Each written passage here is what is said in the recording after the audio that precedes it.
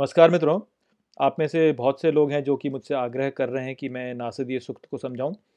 तो उसी को ध्यान में रखते हुए इस वीडियो को हम आरंभ कर रहे हैं।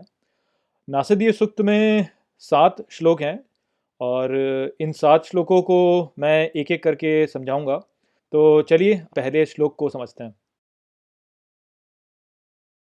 ना सदा सिन्नो सदा सी तत्तदानी नासीद्रजो नो व्योमा परोयत किमावरीवह कुहकस्य शर्मन्नम्बः किम आसीत गहनम गभीरम।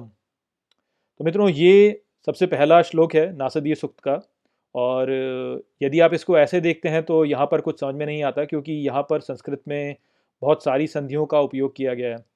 तो चलिए सबसे पहले हम इस श्लोक की जो संधियाँ हैं उनको तोड़ करके देखते हैं कि वास्तव में यहाँ पर संस्कृत में बोला क्या गया है। तो यदि आप इस श्लोक को तोड़ देते हैं, इसकी जो संधियाँ हैं उसके तोड़ देते हैं, तो यहाँ पर वास्तव में बोला गया है न असत आसीत नो सत आसीत तदानिम न आसीत रजो नो व्योमा परोयत किम आवरीवह कुहकस्य शर्मन्न अम्बः किम आसीत गहनम गभीरम।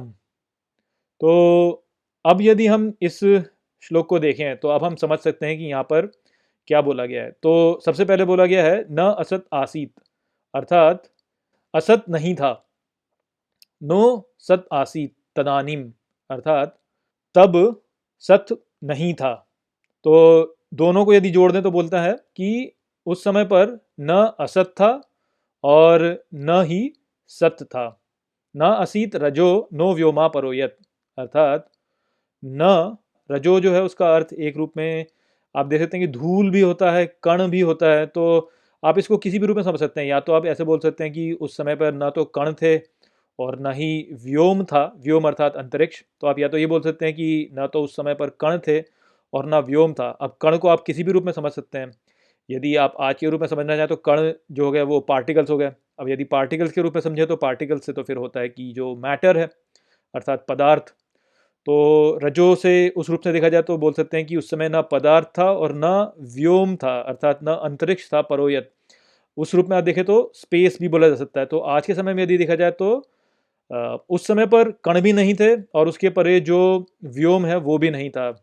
कुछ लोग इसको ऐसे भी बोलते हैं कि उस समय पर वायुमंडल नहीं था और उसके परे जो अंतरिक्ष है वो नहीं था।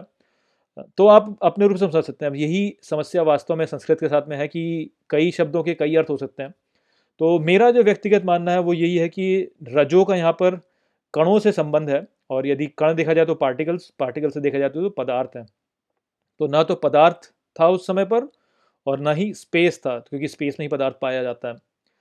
फिर आगे बोला जाता है किमावरीव कुहकस्य शर्मन्नम्बः, अर्थात किम आवरीव यानी किस से ढका हुआ था, कुह अर्थात कहाँ पर, कस्य शर्मन अर्थात किसकी शरण में, अम्बः, अम्बः का अर्थ होता है माता या जिससे कुछ उत्पन्न होता है यानी जनक। तो जिससे कुछ उत्पन्न हुआ वो कहाँ था, किससे ढका हुआ था, किसकी शरण में था। किमासीत गहनम गभीरम, अर्थात कहाँ पर था ये जो गहन है और ये जो गहरा है। तो पूरे को यदि आप देखें इस प्रकार से तो आप समझ सकते हैं कि यहाँ पर बोला जा रहा है कि वो समय जबकि न सत था न असत, न उस समय पर पदार्थ था न उस समय पर स्पेस अर्थात अंतरिक्ष था। और उस समय पर जिसने इस सब को जना है वो किससे ढका हुआ था, कहाँ पर था, किसकी शरण में था, और ये जो गहन और गहरा था ये क्या था, कहाँ था। इस प्रकार से प्रश्न उठाया गया है। तो क्योंकि ये सबसे पहला श्लोक है तो यहाँ पर इसलिए प्रश्न उठाया जा रहा है। और यदि आप पहली जो बात यहाँ पे कही गई है उसी को देखें तो वहाँ पे आप विरोध देख सकते हैं कि असत भी नहीं था और सत भी नहीं था। सत जैसा कि हम जानते हैं कि सत होता है एग्जिस्टेंस, अस्तित्व। तो बोला जा रहा है कि जब अस्तित्व नहीं था और अनस्तित्व भी नहीं था, तो अब ये जो बोला है ये तो एक दूसरे से विरोध में हो गया। वास्तव में यहाँ पर जो प्रश्न उठाना चाहा है वो यही है कि अस्तित्व जो है वो कैसे अस्तित्व में आया, ये प्रश्न है। और ये जो प्रश्न है इसका उत्तर पता कर पाना बहुत ही कठिन है, क्योंकि हम जो इस संसार में रह रहे हैं तो हम रह रहे हैं तो अर्थात ये संसार के अस्तित्व में रह रहे हैं। इस संसार में जो भी कुछ है वो वास्तव में अस्तित्व में है। तो हम कल्पना ही नहीं कर सकते हैं कि कुछ ऐसा होगा जो कि अस्तित्व ही नहीं है। या आप समझ पा रहे हैं ना? यानी ये एक ऐसी बात है जिसको कि आप जो भाषा है उसके द्वारा नहीं बता सकते, ये एक ऐसा विचार है। और क्योंकि ये एक ऐसा विचार है जिसको कि आप भाषा द्वारा नहीं बता सकते, इसीलिए यहाँ पर इस प्रकार की भाषा का उपयोग किया गया है कि जब अस्तित्व और अनस्तित्व दोनों ही नहीं थे। क्योंकि अनस्तित्व भी वास्तव में अस्तित्व से ही हुआ, क्योंकि अनस्तित्व यदि आपने बोला तो बोला तो अर्थात विचार आया तो अर्थात उसका अस्तित्व आ गया। तो यहीं पर आप देख सकते हैं कि एक पैराडॉक्स है कि अस्तित्व जो है उसके परे क्या होता है वो हम जान ही नहीं सकते, क्योंकि जैसे ही हम सोचते हैं किसी के बारे में या जैसे ही हम किसी के बारे में जानते हैं तो तुरंत उसका अस्तित्व आ ही जाता है। इसी कारण से जो है कहा जाता है कि ज्ञान ही वास्तव में है, क्योंकि अज्ञान को जानना भी ज्ञान है, और अज्ञान को जानना भी यदि ज्ञान है तो फिर वो भी ज्ञान ही हो गया, अर्थात अज्ञान है ही नहीं। तो ठीक उसी प्रकार से अनस्तित्व है ही नहीं, क्योंकि अस्तित्व के द्वारा ही आप अनस्तित्व को जान पाएंगे। तो इस प्रकार का जो एक विरोधाभास होता है वो यहाँ पर बताने के लिए, क्योंकि उसको आप भाषा से ऐसे सीधे सीधे नहीं बता सकते, इसलिए यहाँ पर बोला गया है कि जब अनस्तित्व भी नहीं था और अस्तित्व भी नहीं था, अर्थात जब अस्तित्व ही नहीं था। कहने का तात्पर्य यही है। तो अस्तित्व कैसे अस्तित्व में आया, वो प्रश्न जो है उसका उत्तर ढूंढने की यहाँ पे बात हो रही है। और वास्तव में उसका उत्तर ढूंढ पाना संभव ही नहीं है, क्योंकि हमारे लिए कल्पना कर पाना संभव ही नहीं है कि किसी चीज़ का अस्तित्व ना हो, क्योंकि हमारे सोचने से ही अस्तित्व आ जाता है। तो वो बात है यहाँ पे। उसके आगे वो बोलते हैं कि जब रजो भी नहीं था और व्योम परे उसके जो व्योम है वो भी नहीं था। तो वही बात है कि ये जो पदार्थ हैं जिसमें कि हम यहाँ पे देखते हैं, या ये जो पूरा व्योम है, ये अंतरिक्ष है जिसमें कि सब चीज़ें अस्तित्व में आती हैं, ये सब भी नहीं था उस समय पर। तो ये कहाँ से आया, यही प्रश्न यहाँ पे उठ रहा है। क्योंकि आप ही सोचिए कि हम यहाँ पर इस समय में हैं, समय में घटनाएं आगे बढ़ रही हैं, समय में घटना आगे बढ़ती हैं, परंतु ये समय का आरंभ कब हुआ ये कह पाना हमारे लिए बहुत ही कठिन है। क्योंकि आप ये कह नहीं सकते कि वो कौन सा समय था जबकि समय ही नहीं था। ये आप प्रश्न नहीं पूछ सकते हैं कि आप ऐसे समय की कल्पना कर ही नहीं सकते जबकि समय नहीं था। ठीक उसी प्रकार से आप ऐसे स्थान की कल्पना नहीं कर सकते जहाँ पे कि स्थान ही ना हो, क्योंकि स्थान में ही तो चीज़ें होती हैं। तो कोई ऐसा स्थान जब स्थान ही नहीं था उसकी कल्पना कर पाना बड़ा कठिन है। और पदार्थ ही नहीं था, यदि पदार्थ ही नहीं होगा तो आप तो घटनाएं कैसे घटेंगी इस संसार में? बिना घटनाओं, बिना पदार्थ के घटनाएं का घटना ही संभव नहीं है।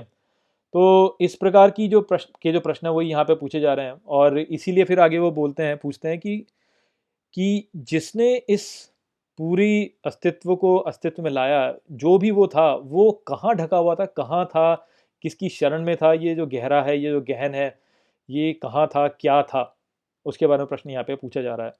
तो आप ये देख सकते हैं कि यहाँ पर नासदीय सूक्त का जो आरंभ है वो एक प्रश्न के साथ आरंभ हो रहा है, और प्रश्न वहाँ पे यही है कि इस अस्तित्व का अस्तित्व कैसे हुआ, ये जो अस्तित्व है इसको उत्पन्न करने वाला कौन है, कहाँ है, गहरा गहन कहाँ पर है, वो क्या है, वो उसके ऊपर प्रश्न किया जा रहा है।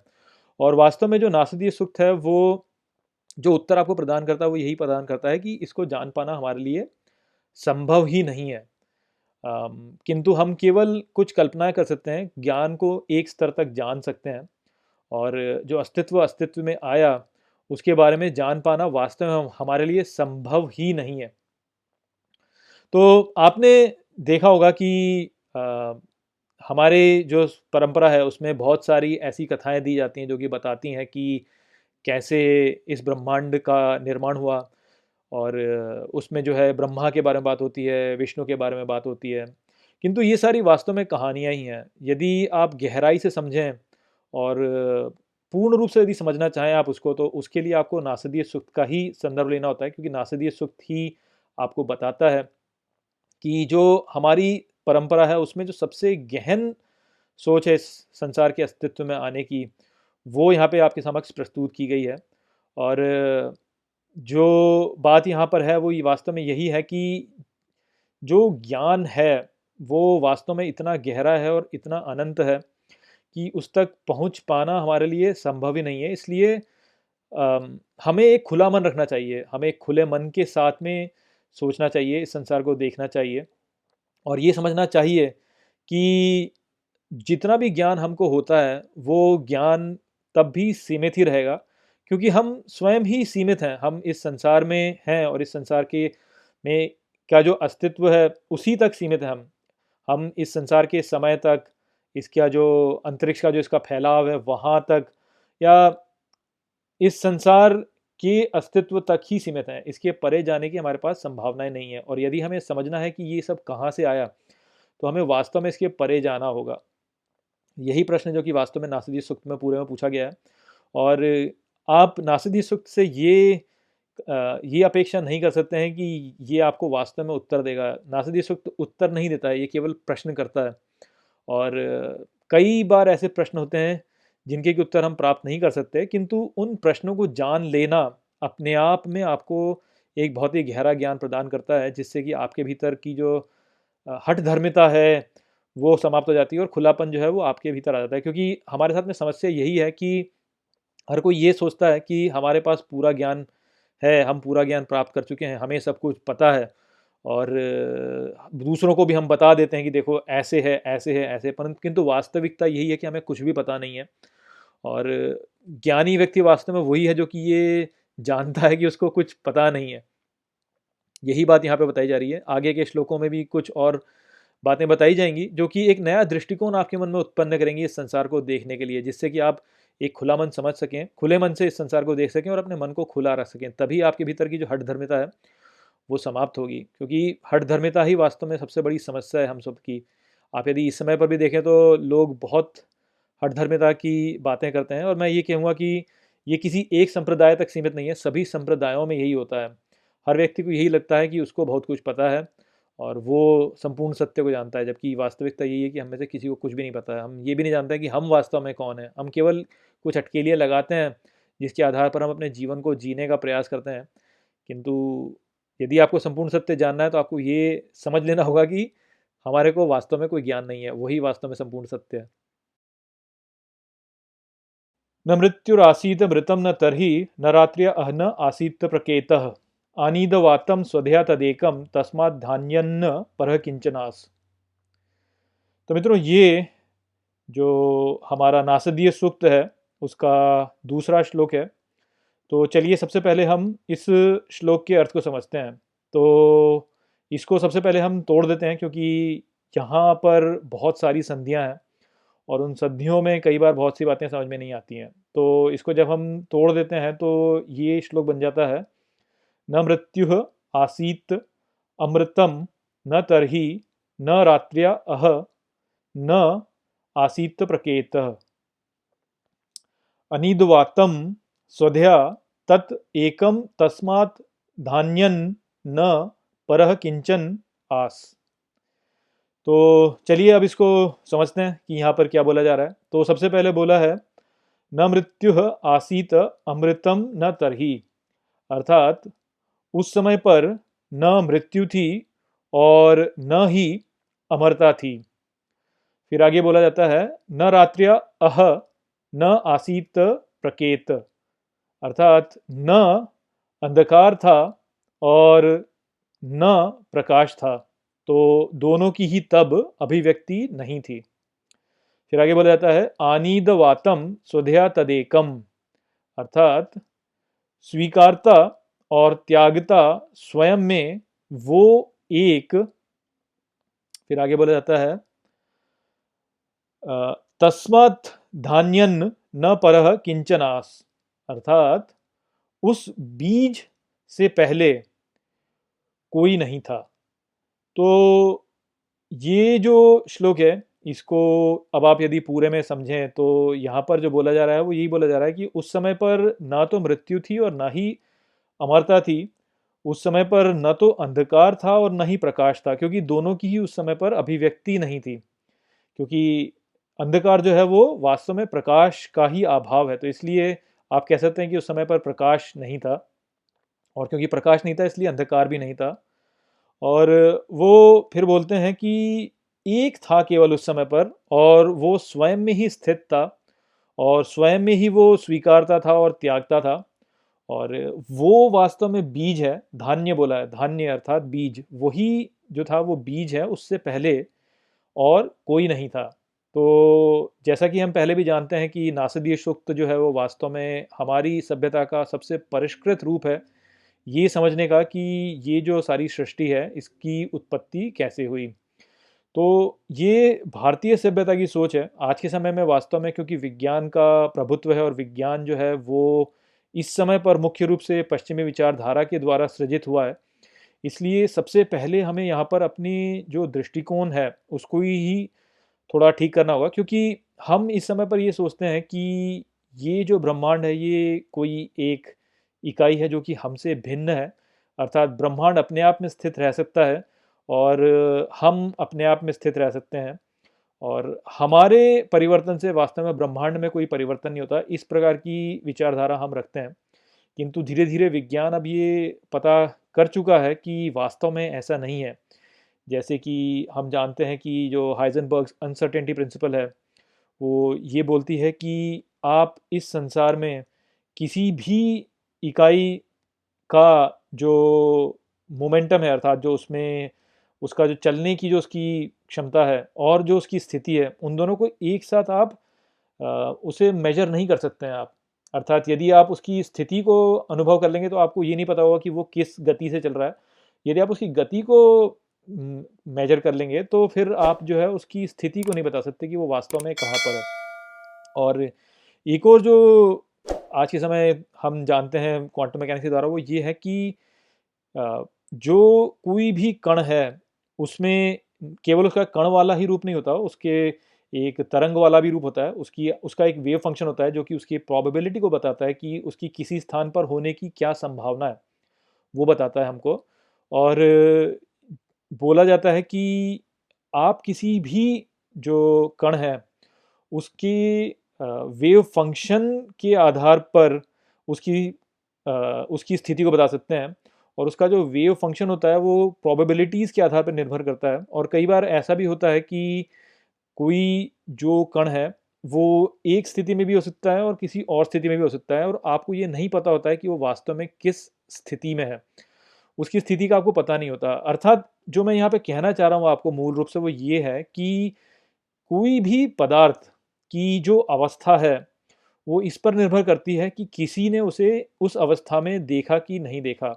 और जब भी वो पदार्थ की एक अवस्था को जानता है तो दूसरी अवस्था के बारे में उसको वो ज्ञान नहीं रहता। इस प्रकार से क्वांटम मैकेनिक्स हमें बताती है। यही यंग्स डबल स्लिट एक्सपेरिमेंट के द्वारा भी हमने समझा है, जहाँ पर कि जब एक इलेक्ट्रॉन किसी स्लिट से जाता है तो यदि हम देखते हैं कि वो उस स्लिट से गया है, तभी जो हमें उसका परिणाम देखने को मिलता है वो उसके अनुसार होता है। अन्यथा यदि हमने ये नहीं देखा कि वो कौन सी स्लिट से गया, तो जो परिणाम हमें देखने को मिलता है वो ऐसा होता है जो कि उसी से संबंधित होता है। तो अर्थात यहाँ पर जो बोला जा रहा है वो ये है कि ये जो ब्रह्मांड है इसकी जो अवस्था है वो निर्भर करती है कि कोई उस अवस्था का साक्षी है कि नहीं है। अब जब भी कोई किसी पदार्थ की अवस्था का साक्षी हो जाता है तभी ज्ञान उत्पन्न होता है। अर्थात इस संसार में जितना भी ज्ञान है वो केवल वहीं तक सीमित है जहाँ तक कि किसी साक्षी को उसका पता है। और साक्षी यहाँ पर कौन है? साक्षी वो व्यक्ति है जो कि इस पूरे ब्रह्मांड को देख रहा है। तो यहाँ से हम जो समझते हैं वो ये समझते हैं कि इस ब्रह्मांड में जो भी कुछ प्रकट होता है वो साक्षी के द्वारा प्रकट होता है। ऐसा नहीं है कि इस संसार में जो भी कुछ है वो अपने आप में अस्तित्व में है, वो अपने आप में अस्तित्व में नहीं है, साक्षी के द्वारा वो अस्तित्व में आता है। तो ये जब आप समझ लेंगे तब आप इस श्लोक को अच्छे से समझ सकते हैं, क्योंकि वास्तविकता में हम यही सोचते हैं कि ब्रह्मांड कहीं बाहर है, वो अपने आप में स्थित है, और साक्षी जो है वो कहीं और है और वो अपने आप में स्थित है। और जो ब्रह्मांड की अवस्था है और जो साक्षी की अवस्था है वो एक दूसरे पर निर्भर नहीं करती। हम ऐसा सोचते हैं किंतु वास्तव में ऐसा है नहीं।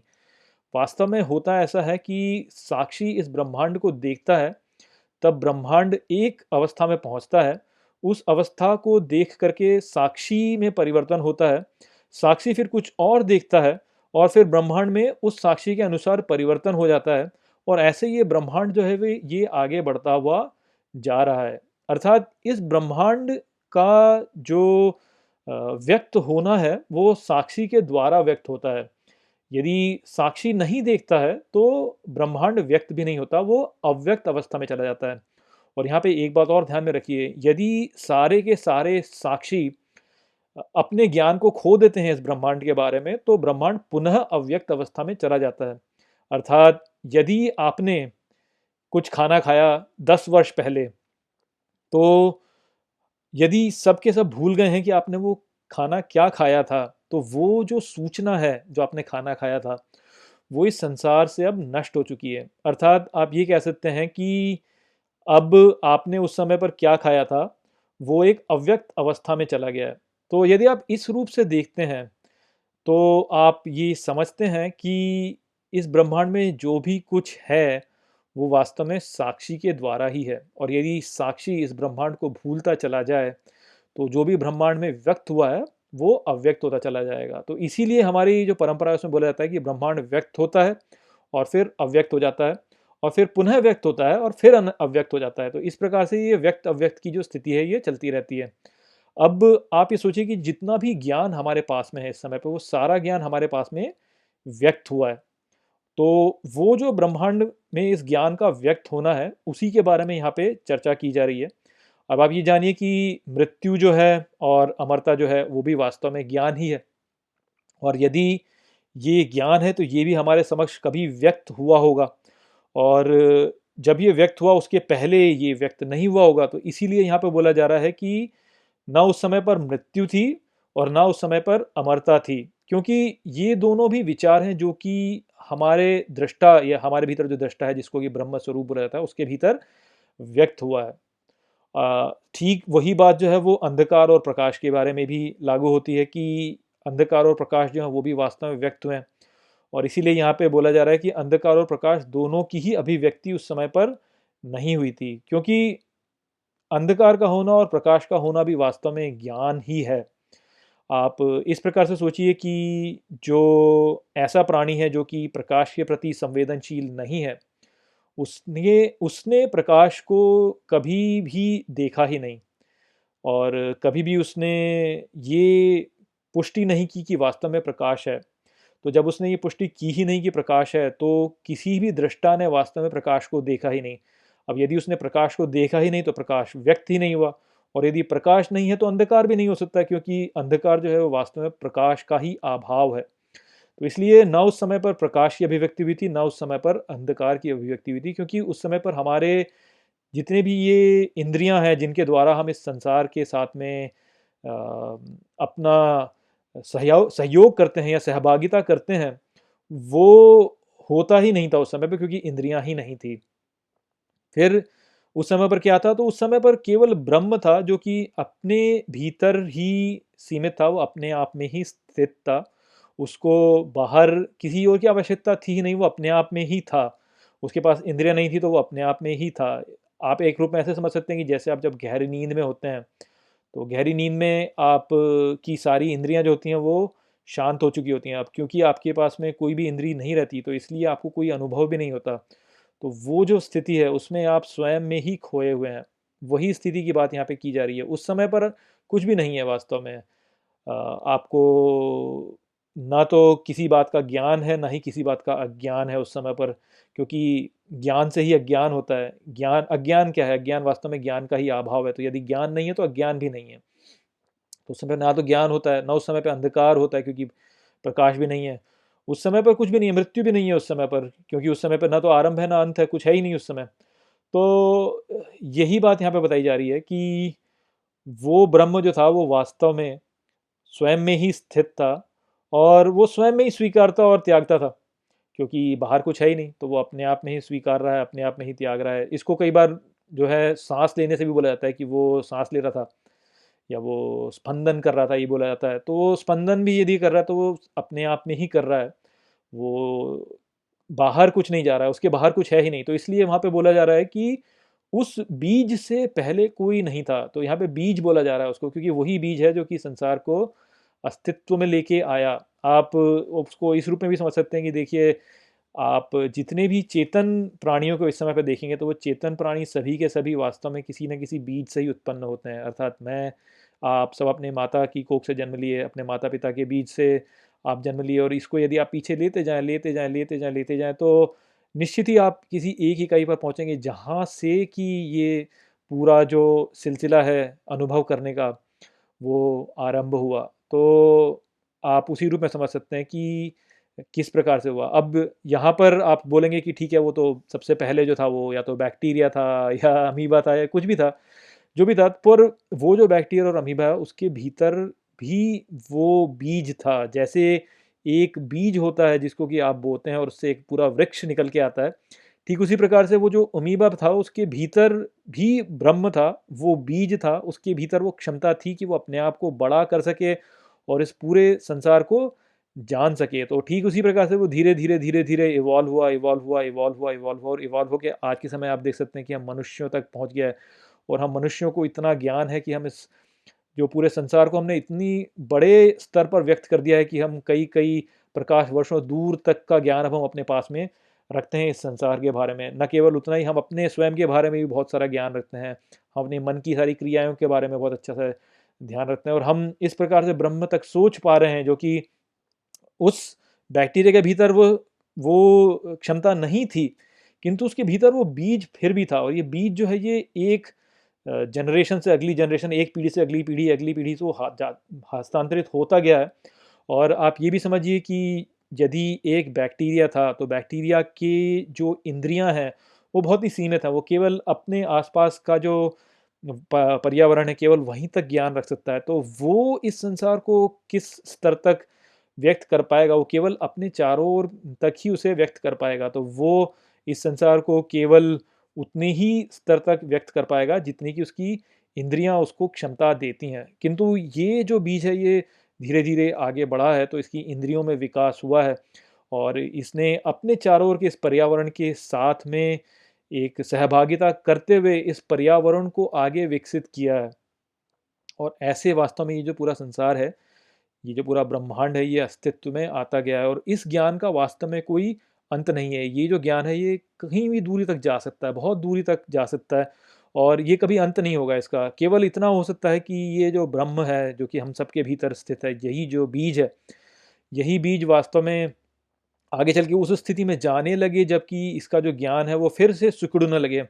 क्योंकि जो भी ज्ञान हमने, मानवता ने आज के समय प्राप्त किया है, यदि कल को न्यूक्लियर होलोकॉस्ट हो जाता है या कुछ भी ऐसा हो जाता है और हमारी सभ्यता नीचे गिर जाती है, तो जितना भी ज्ञान हमने प्राप्त किया ये सारा खो जाएगा। और ठीक उसी प्रकार से जो ब्रह्मांड होगा उसी स्तर तक अव्यक्त हो जाएगा।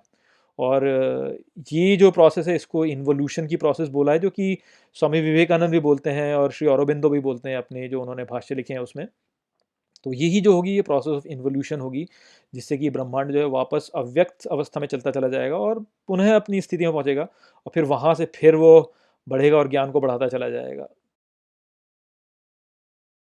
तमासीत तमसा गुहड़म अग्रे प्रकेतम सलीलम सर्व आ इदम तुच्ये नाभ्वपहितम यदासीत तपसस्तन महीन जायत एकम। तो यहाँ पर इस श्लोक में बहुत सी संधियां हैं, तो चलिए सबसे पहले इन संधियों को तोड़ते हैं।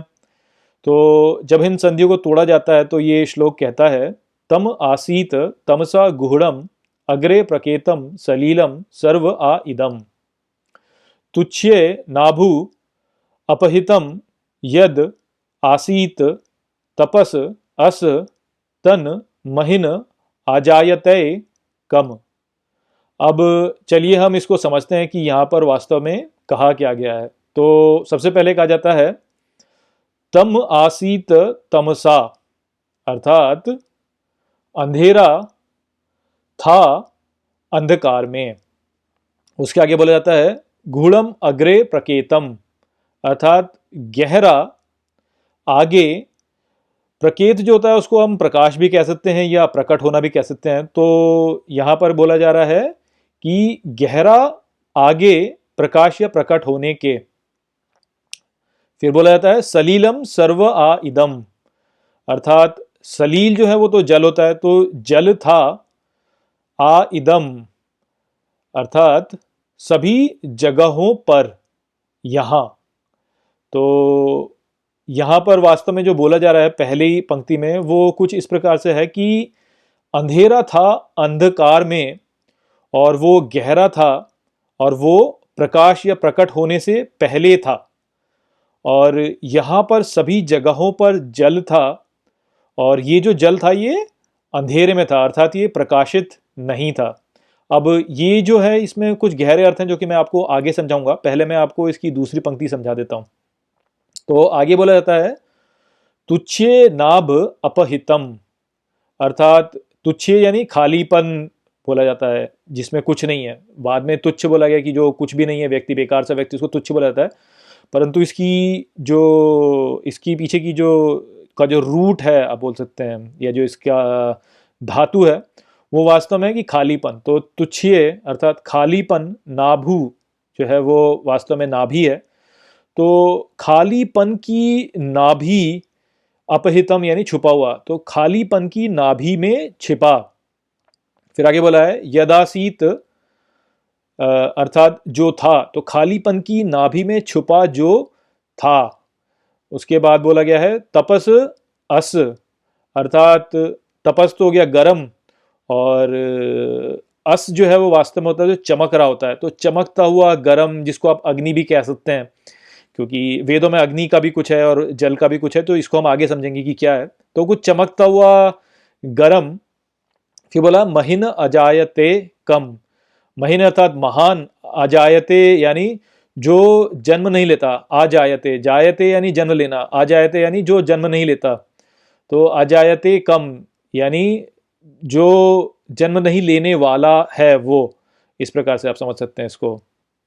तो यदि पूरे श्लोक को इस प्रकार से समझा जाए तो पूरा श्लोक यहाँ पे कहता है कि उस समय पर अंधेरा अंधकार में था, और ये जो अंधेरा था ये प्रकट होने के पहले था, और यहाँ पर पूरा जल था, और खालीपन की नाभि में वो चमकता हुआ गरम महान जो कभी जन्म नहीं लेता वो था।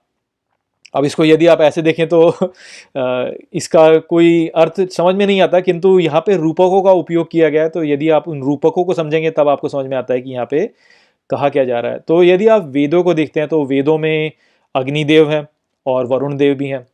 अग्निदेव जो है, जैसे कि मैं आपको पिछले अपने बहुत सारे वीडियो में बता चुका हूँ कि अग्नि वास्तव में हमारे भीतर के सत्य को दर्शाता है, जो कि आप कह सकते हैं कि जो हमारे अंदर का जो प्राण भी कह सकते हो आप उसको, या जो जो हमारे भीतर की एक्टिविटी है उसको कह सकते हो, या जो हमारे भीतर का एक आंतरिक सत्य है जो आगे प्रकट होता है, फिर उसको अग्नि बोला जाता है, के रूप में बोला गया, अग्निदेव के रूप में बोला गया है। और यही अग्नि है जो कि दिव्यत्व के साथ हमारा जुड़ाव करती है, बताया जाता है। तो दिव्यत्व के साथ में जुड़ाव करने वाली जो अग्नि है उसको बोला गया है। तो एक रूप से देखा जाए तो जो सच्चिदानंद है उसके साथ में जुड़ाव जो करता है हमारे भीतर का आंतरिक सत्य, वो अग्नि के रूप में दिखा जाता है। अब समस्या क्या है कि वेदों में बहुत बहुत इंटुइटिव भाषा का उपयोग किया गया है यहाँ पर, तो इसलिए इसको आप केवल अपने भीतर ही उससे समझ सकते हैं, इसको सामने प्रकट कर पाना थोड़ा सा कठिन होता है।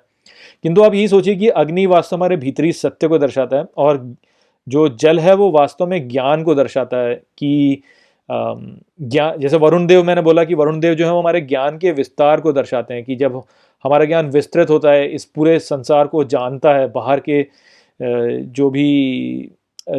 का जो भी ज्ञान जब हम प्राप्त करते हैं और अपने आप को भी जानते हैं जब, तो उस जानने को जल से बताया जाता है। तो जैसे यहाँ पे आप इस प्रकार से समझिए कि जो इंद्र होते हैं वो इंद्र वास्तव में क्या करते हैं, वो वज्र का प्रहार करते हैं, वज्र के प्रहार से फिर वर्षा होती है, तो वो जल है वास्तव में। और इंद्र को बोला जाता है कि ये हमारी उच्च ज्ञान जो है, जो उच्च ज्ञान है हमारा, उसको दर्शाते हैं। और वहाँ से जल निकल के आता है, वो जल निकल के जब आता है तो वो कॉन्शियसनेस ही है, वो ज्ञान को जानने की क्षमता ही है।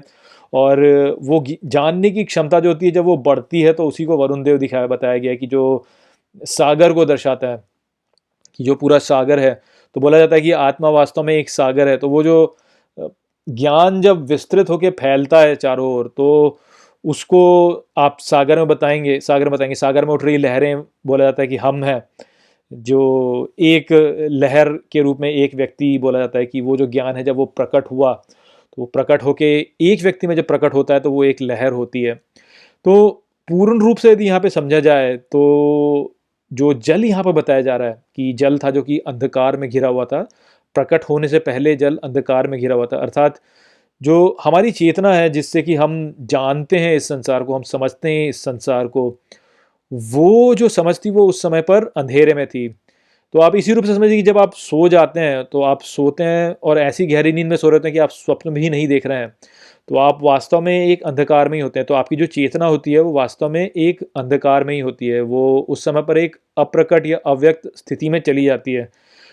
तो सबसे पहले जब इस संसार पर प्राणी प्रकट हुआ तो वो इसी स्थिति में था कि ये जो जानने की प्रक्रिया होती है ये अस्तित्व में तो थी, किंतु ये पूरे गहरे अंधकार से घिरी हुई थी। उसके पश्चात फिर प्रकाश उत्पन्न हुआ, जो प्रकेत बोला गया यहाँ पे, वो वही है कि जब उसमें वो क्षमता आई कि वो इंद्रियों के द्वारा इस संसार को अनुभव कर सके, तो वो वास्तव में ये प्रकाश या प्रकेत के रूप में यहाँ पे बताया जा रहा है कि तब जो है ये संसार प्रकट होना आरंभ हुआ। उसके पहले जो चेतना थी वो घोर अंधकार में फैली हुई थी। तो वही बोला जाता है अंधकार से ही लिपटा हुआ ये अंधकार था, अर्थात अज्ञान की जो स्थिति होती है वो स्थिति थी, किंतु वो जो अज्ञान की स्थिति है वो पूरे अंधकार में ही फैली हुई थी। तो आप इस रूप से देखिए, जब आप नींद में जाते हैं, सोने जाते हैं, तो और जब आप स्वप्न नहीं देख रहे हैं तो आप वापस उस अंधकार में ही चले गए, तो उस अंधकार में आप चले गए, किंतु जब आप उठते हैं तो आपको पुनः ज्ञान हो जाता है। किंतु उस समय पर ये जो स्थिति थी अंधकार की, ये अंधकार से ही घिरी हुई थी, क्योंकि उस समय पे इंद्रियां ही नहीं थी कि ये जो अंधकार है इससे बाहर निकल सके। तो इसलिए अंधकार जो है वो अंधकार में ही फैला हुआ था, अंधकार में ही से ही लिपटा हुआ था। और ये प्रकाश से पहले वाली स्थिति है, प्रकेत से पहले वाली, प्रकट होने से पहले वाली स्थिति है यहाँ पे बताया जा रहा है। और जो हमारे भीतर का आंतरिक सत्य है जिसको कि यहाँ बोला जाता है अग्नि के रूप में हम बोलते हैं कि आप ऐसे समझिए कि आपको कुछ ज्ञान हुआ, और वो जो ज्ञान होता है उसको समझना अपने भीतर, यानी एक तो ज्ञान होता है कि आपको ज्ञान हुआ, किंतु ज्ञान को ग्रहण करना और फिर उसका अर्थ निकालना, उसको समझना, वो जो क्षमता हमारे भीतर है वो क्षमता अग्नि के रूप में दिखाई जाती है, दर्शाई जाती है। और आप यदि देखेंगे तो आप जब जब भी कभी जो यज्ञ किए जाते हैं तो वो यज्ञ में जैसे दर्शाया जाता है, वो ये दर्शाया जाता है कि आप अग्नि को दे रहे हैं। तो आप क्या करते हैं कि आप अपने कार्य को या आप कुछ भी आहुति जो होती है उसको आप अग्नि को समर्पित करते हैं, और अग्नि के द्वारा ये बोला जाता है कि वो वास्तव में दिव्यता के पास में चली जाती है। तो आप ऐसे देखिए कि जब प्रकाश होगा, अर्थात जब आपकी इंद्रियां विकसित होती हैं और आप इस संसार को समझने लगते हैं, तो फिर उस समझने के बाद में उस समझने की प्रक्रिया को आप अग्नि के रूप में देख सकते हैं कि वो भीतरी सत्य है, आंतरिक सत्य हमारे भीतर का, जो कि यज्ञ के रूप में भी दर्शाया जाता है कि आप कार्य करते हैं, आप दिव्यता के अनुसार जो है अपने जीवन को चलाना चाहते हैं, ताकि आपका जो जीवन है वो उत्तम होता जाए और सत्य की ओर बढ़ता चला जाए। तो उसी प्रक्रिया को वास्तव में अग्नि के रूप में दर्शाया गया है कि जब जो चेतना है वो बाहर के जो उसके अनुभव होते हैं उनको लेके आती है अपने भीतर, और फिर उसका मूल्यांकन करती है, उसके अर्थ को समझती है, और वो जो समझने की प्रक्रिया है और उसका मंथन किया जा रहा है, जो उसको समझा जा रहा है, वो जो है उसको अग्नि के द्वारा समझाया गया है। और उसी अग्नि से जो है आप फिर अपने कर्म को करते हैं, और वो जो कर्म होती है उसी की आहुति आप दिव्यता की ओर देते हैं। तो यही जो मार्ग है दिव्यत्व की ओर वाला, जो मार्ग है वो अग्नि के द्वारा ही बताया जाता है। और क्योंकि हम सब जो जीव हैं वो जीवित ही इसलिए क्योंकि हमारे भीतर एक अग्नि है जो कि चल रही है। तो यहाँ पे केवल एक रूपक है, उस रूप से आप समझिए कि ये एक रूपक है उस अग्नि के में। तो यहाँ पर ही बोला जा रहा है कि खालीपन था पहले, क्योंकि कुछ भी नहीं था, और उस खालीपन में ये महानता छिपी हुई थी। ये जो एक्टिविटी होती है जब हमारे भीतर चेतना आती है और हम फिर इस संसार के साथ में एक दूसरे के साथ में इंटरैक्ट करने लगते हैं, उस इंटरैक्शन में जो एक्टिविटी होती है, उस एक्टिविटी को भी जो है अग्नि के रूप में बताया गया है, क्योंकि यही प्राण भी दिखाते हैं और प्राण जो होते हैं वही इस अग्नि को प्रज्वलित करते हैं और चलाते हैं। तो जब हमारे भीतर प्राण आते हैं और हम इस संसार के साथ में सहभागिता करने लगते हैं और उसी के अनुसार अपने जीवन के कार्य करते हैं और उसका जो मूल्यांकन होता है, वो जो पूरी प्रक्रिया है, उसको यहाँ पे बताया जा रहा है कि वो चमकता हुआ गरम जो था वो खालीपन में विद्यमान था, खालीपन की नाभि में छिपा हुआ था, यानी खालीपन के गर्भ में छिपा हुआ था और खालीपन के गर्भ से बाहर वो प्रकट होगा। जैसे पिछले श्लोक में बताया गया कि वो बीज था, वो बीज जो है उस बीज बीज के भीतर वो क्षमता है कि वो पूरे इस ब्रह्मांड को व्यक्त कर सकता है।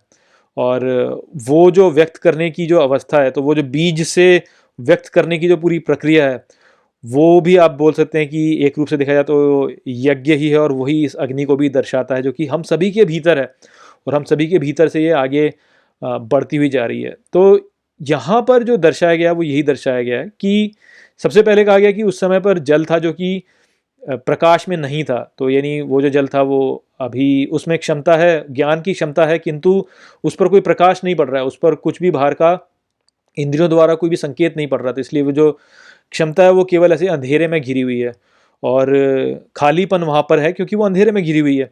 और वो जो खालीपन है उसके गर्भ में ये सभी क्षमताएं छुपी हुई थी, जो ये महान क्षमता है जो कि हमारे सभी के भीतर है, जो कि अजन्मी है, क्योंकि यही प्रक्रिया है जो कि अनिश्चित काल से चलती आ रही है और अनिश्चित अनिश्चित काल तक चलती रहेगी। तो इसको अग्नि द्वारा दर्शाया जाता है और इन दोनों के प्रकट होने में अभी समय था, यहाँ पे इस प्रकार से बताया जा रहा है। तो आपने कई बार ऐसा भी देखा होगा कि लोग बोलते हैं कि अरे जब कुछ था ही नहीं तो जल कहाँ से आ गया, तो ये वही वाली बात है, यहाँ पे रूपक है, जब कुछ था ही नहीं तो अग्नि कहाँ से आ गई। तो फिर वही वाली बात है कि वो केवल एक रूपक है। और अब हम जैसे बोलते भी हैं कि जो बिग बैंग हुआ तो उसमें बोलते हैं कि एक विस्फोट हुआ, तो वहाँ पर भी हम यही बोलते हैं कि वो एक अग्नि थी, वो केवल एक रूपक है वास्तव में, क्योंकि ये जो प्रक्रिया है इसको अग्नि द्वारा ही दर्शाया जाता है। तो ये पूरी ऊर्जा है, इसी को प्रकृति के रूप में भी बोलते हैं, इसको ही फिर जो है देवी का भी रूप बाद में दिया गया है। तो ये सभी अलग अलग रूपक हैं यहाँ पे जिनका कि उपयोग किया जाता है। और मैं फिर से आपको यही कहूँगा कि मैं यहाँ पे बोल रहा हूँ किंतु इसको शब्दों द्वारा व्यक्त कर पाना बड़ा ही कठिन होता है। ये एक बहुत ही इंटुइटिव बात है, इसको आप जब इंट्यूशन के द्वारा ही जो है आप इसको पूर्ण रूप से समझ सकते हैं। किंतु जो मूल विचार है वो यही है यहाँ पे कि वेदों में जल जो होता है वो वास्तव में हमारे भीतर की जो चेतना है और जो ज्ञान की क्षमता है उसको दिखाता है, दर्शाता है। और वरुण देव जो है वास्तव में इसी ज्ञान के विस्तार को दर्शाते हैं और अग्नि जो है वो वास्तव हमारे भीतरी सत्य को दर्शाता है, जो कि वास्तव में ये पूरी प्रक्रिया है जिसमें हम इस संसार के साथ में इंटरैक्ट करते हैं और फिर इस संसार का मूल्यांकन भी करते हैं और ये समझने का प्रयास करते हैं कि क्या ठीक है क्या गलत है वो। और साथ में हमारी जो प्रतिक्रिया, और ये सारी प्रतिक्रिया, ये जो पूरी प्रतिक्रिया है जहाँ पर कि जीव जो है वो इवॉल्व करता जा रहा है और ऊपर होता जा रहा है और संसार को और समझता जा रहा है।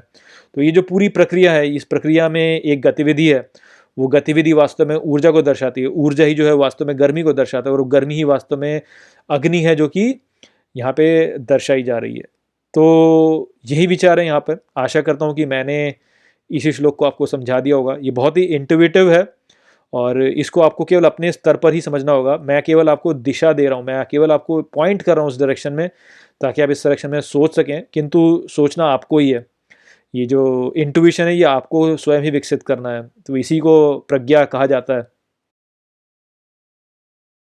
कामस्तदग्रे समवर्तताधि मनसो रेतः प्रथमम यदासीत सतो बंधुम असति निरविंदन हृदय प्रतिष्या कवयो मनीषा। तो इस श्लोक में बहुत सी संधियों का उपयोग किया गया है। अब हम यदि इन संधियों को तोड़ देते हैं तो ये श्लोक बन जाता है कामः तत् अग्रे सम अवर्तताधि मनसो रेतः प्रथमम यत आसीत। फिर सतो बंधुम असति निर अविंदन हृदय प्रतिष्या कवयो मनीषा। तो अब हम चलिए इसके अर्थ को समझते हैं कि यहाँ पर वास्तव में कहा क्या गया है। तो कहा जाता है कामः तत् अग्रे सम अवर्तताधि, अर्थात कामना तब आगे उत्पन्न हुई। फिर बोला जाता है मनसो रेतः, अर्थात मन में वीर्य, जैसे रेतः जो होता है वो वास्तव में वीर्य होता है, या आप कह सकते हैं कि बीज। प्रथमम यत आसीत, अर्थात सबसे पहले जो हुआ।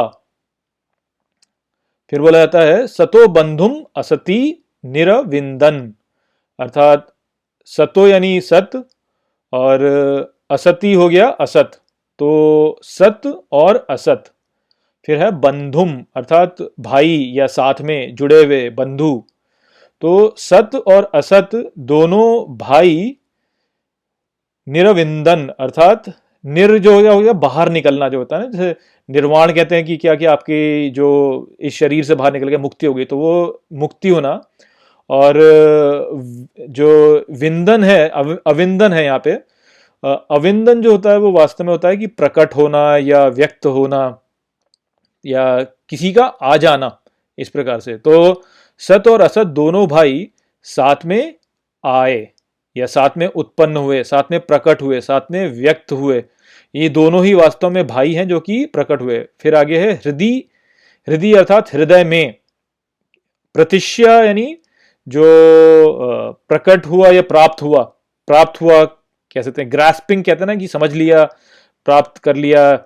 वैसे कवियो मनीषा जो होते हैं, कवियो अर्थात कवि से संबंधित हो गया, कवि में कवि का, कवि के लिए। मनीषा अर्थात जिसका जिसका जो मनीष है, यानी जिसका जो मन है वो बुद्धिपूर्ण है, जो बहुत ज्ञानी है। तो कवियो मनीषा अर्थात जो ऋषि होते हैं उनको बताया जा रहा है। तो यदि हम इस सब को जोड़ लेते हैं तो यहाँ पर बोला जा रहा है कि तब आगे उसमें उत्पन्न हुआ काम, यानी कामना की भावना उसमें उत्पन्न हुई। और वही भावना जो है वो वास्तव में रेतस थी, अर्थात वही भावना सर्वप्रथम थी। सर्वप्रथम यानी बीज थी, रेतस यानी बीज या जो आपका वीर्य होता है। तो वही जो कामना थी वो ही वास्तव में बीज थी जो कि मन के भीतर उत्पन्न हुई। और फिर बोला गया है कि तब सत और असत दोनों प्रकट हुए और इनको हृदय में समझा ऋषियों ने। तो जो अर्थ हो गया उस प्रकार से, यदि आप फिर से एक बार इसको पूरा अच्छे से समझें तो वही है कि सबसे पहले जो बीज उत्पन्न हुआ, जो बीज था, जो कि कुछ भी जो बीज है उत्पन्न होने वाला, वो है जो कि एक कामना है आपके भीतर, जो इस संसार को अनुभव करने की कामना जो हो गई या अस्तित्व की कामना हो गई। तो वो जो कामना है वो वास्तव में उत्पन्न हुई, वही वास्तव में बीज है जो कि इस पूरी प्रक्रिया का आरंभ है। तो अब आप समझ सकते हैं इसको कि जैसे हमारे ग्रंथों में भी यही बोला जाता है कि ब्रह्म जो है वो, ब्रह्म के भीतर एक कामना उत्पन्न हुई कि वो स्वयं को अनुभव करे, तभी उसने वास्तव में प्रकृति का निर्माण किया और तभी ये प्रकृति जो है वो धीरे धीरे प्रकट होती चली गई। तो अब हम अपने भीतर भी देख सकते हैं कि हमारे भीतर एक जिज्ञासा सदैव होती है कि हम और जानें और जानें और जानें, हम और आगे बढ़ें और संसार को समझें और अच्छे समझें।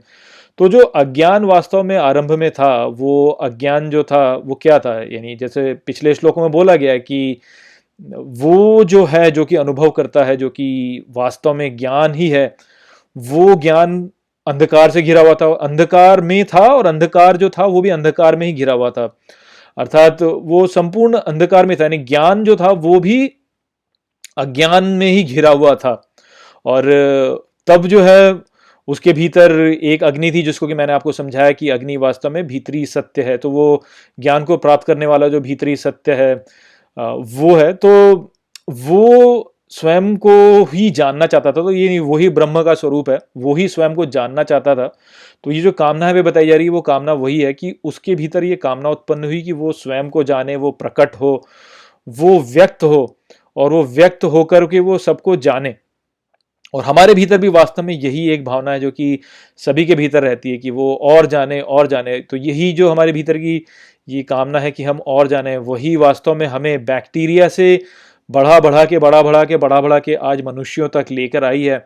और जहाँ पर कि बैक्टीरिया केवल अपने पास के जो वातावरण है उसको ही केवल समझ सकता था, वहीं पे मनुष्य वास्तव में ऐसा है जो कि कई प्रकाश वर्षों दूर जो चीज़ें हैं उनको भी समझ सकता है, उनको भी जान सकता है।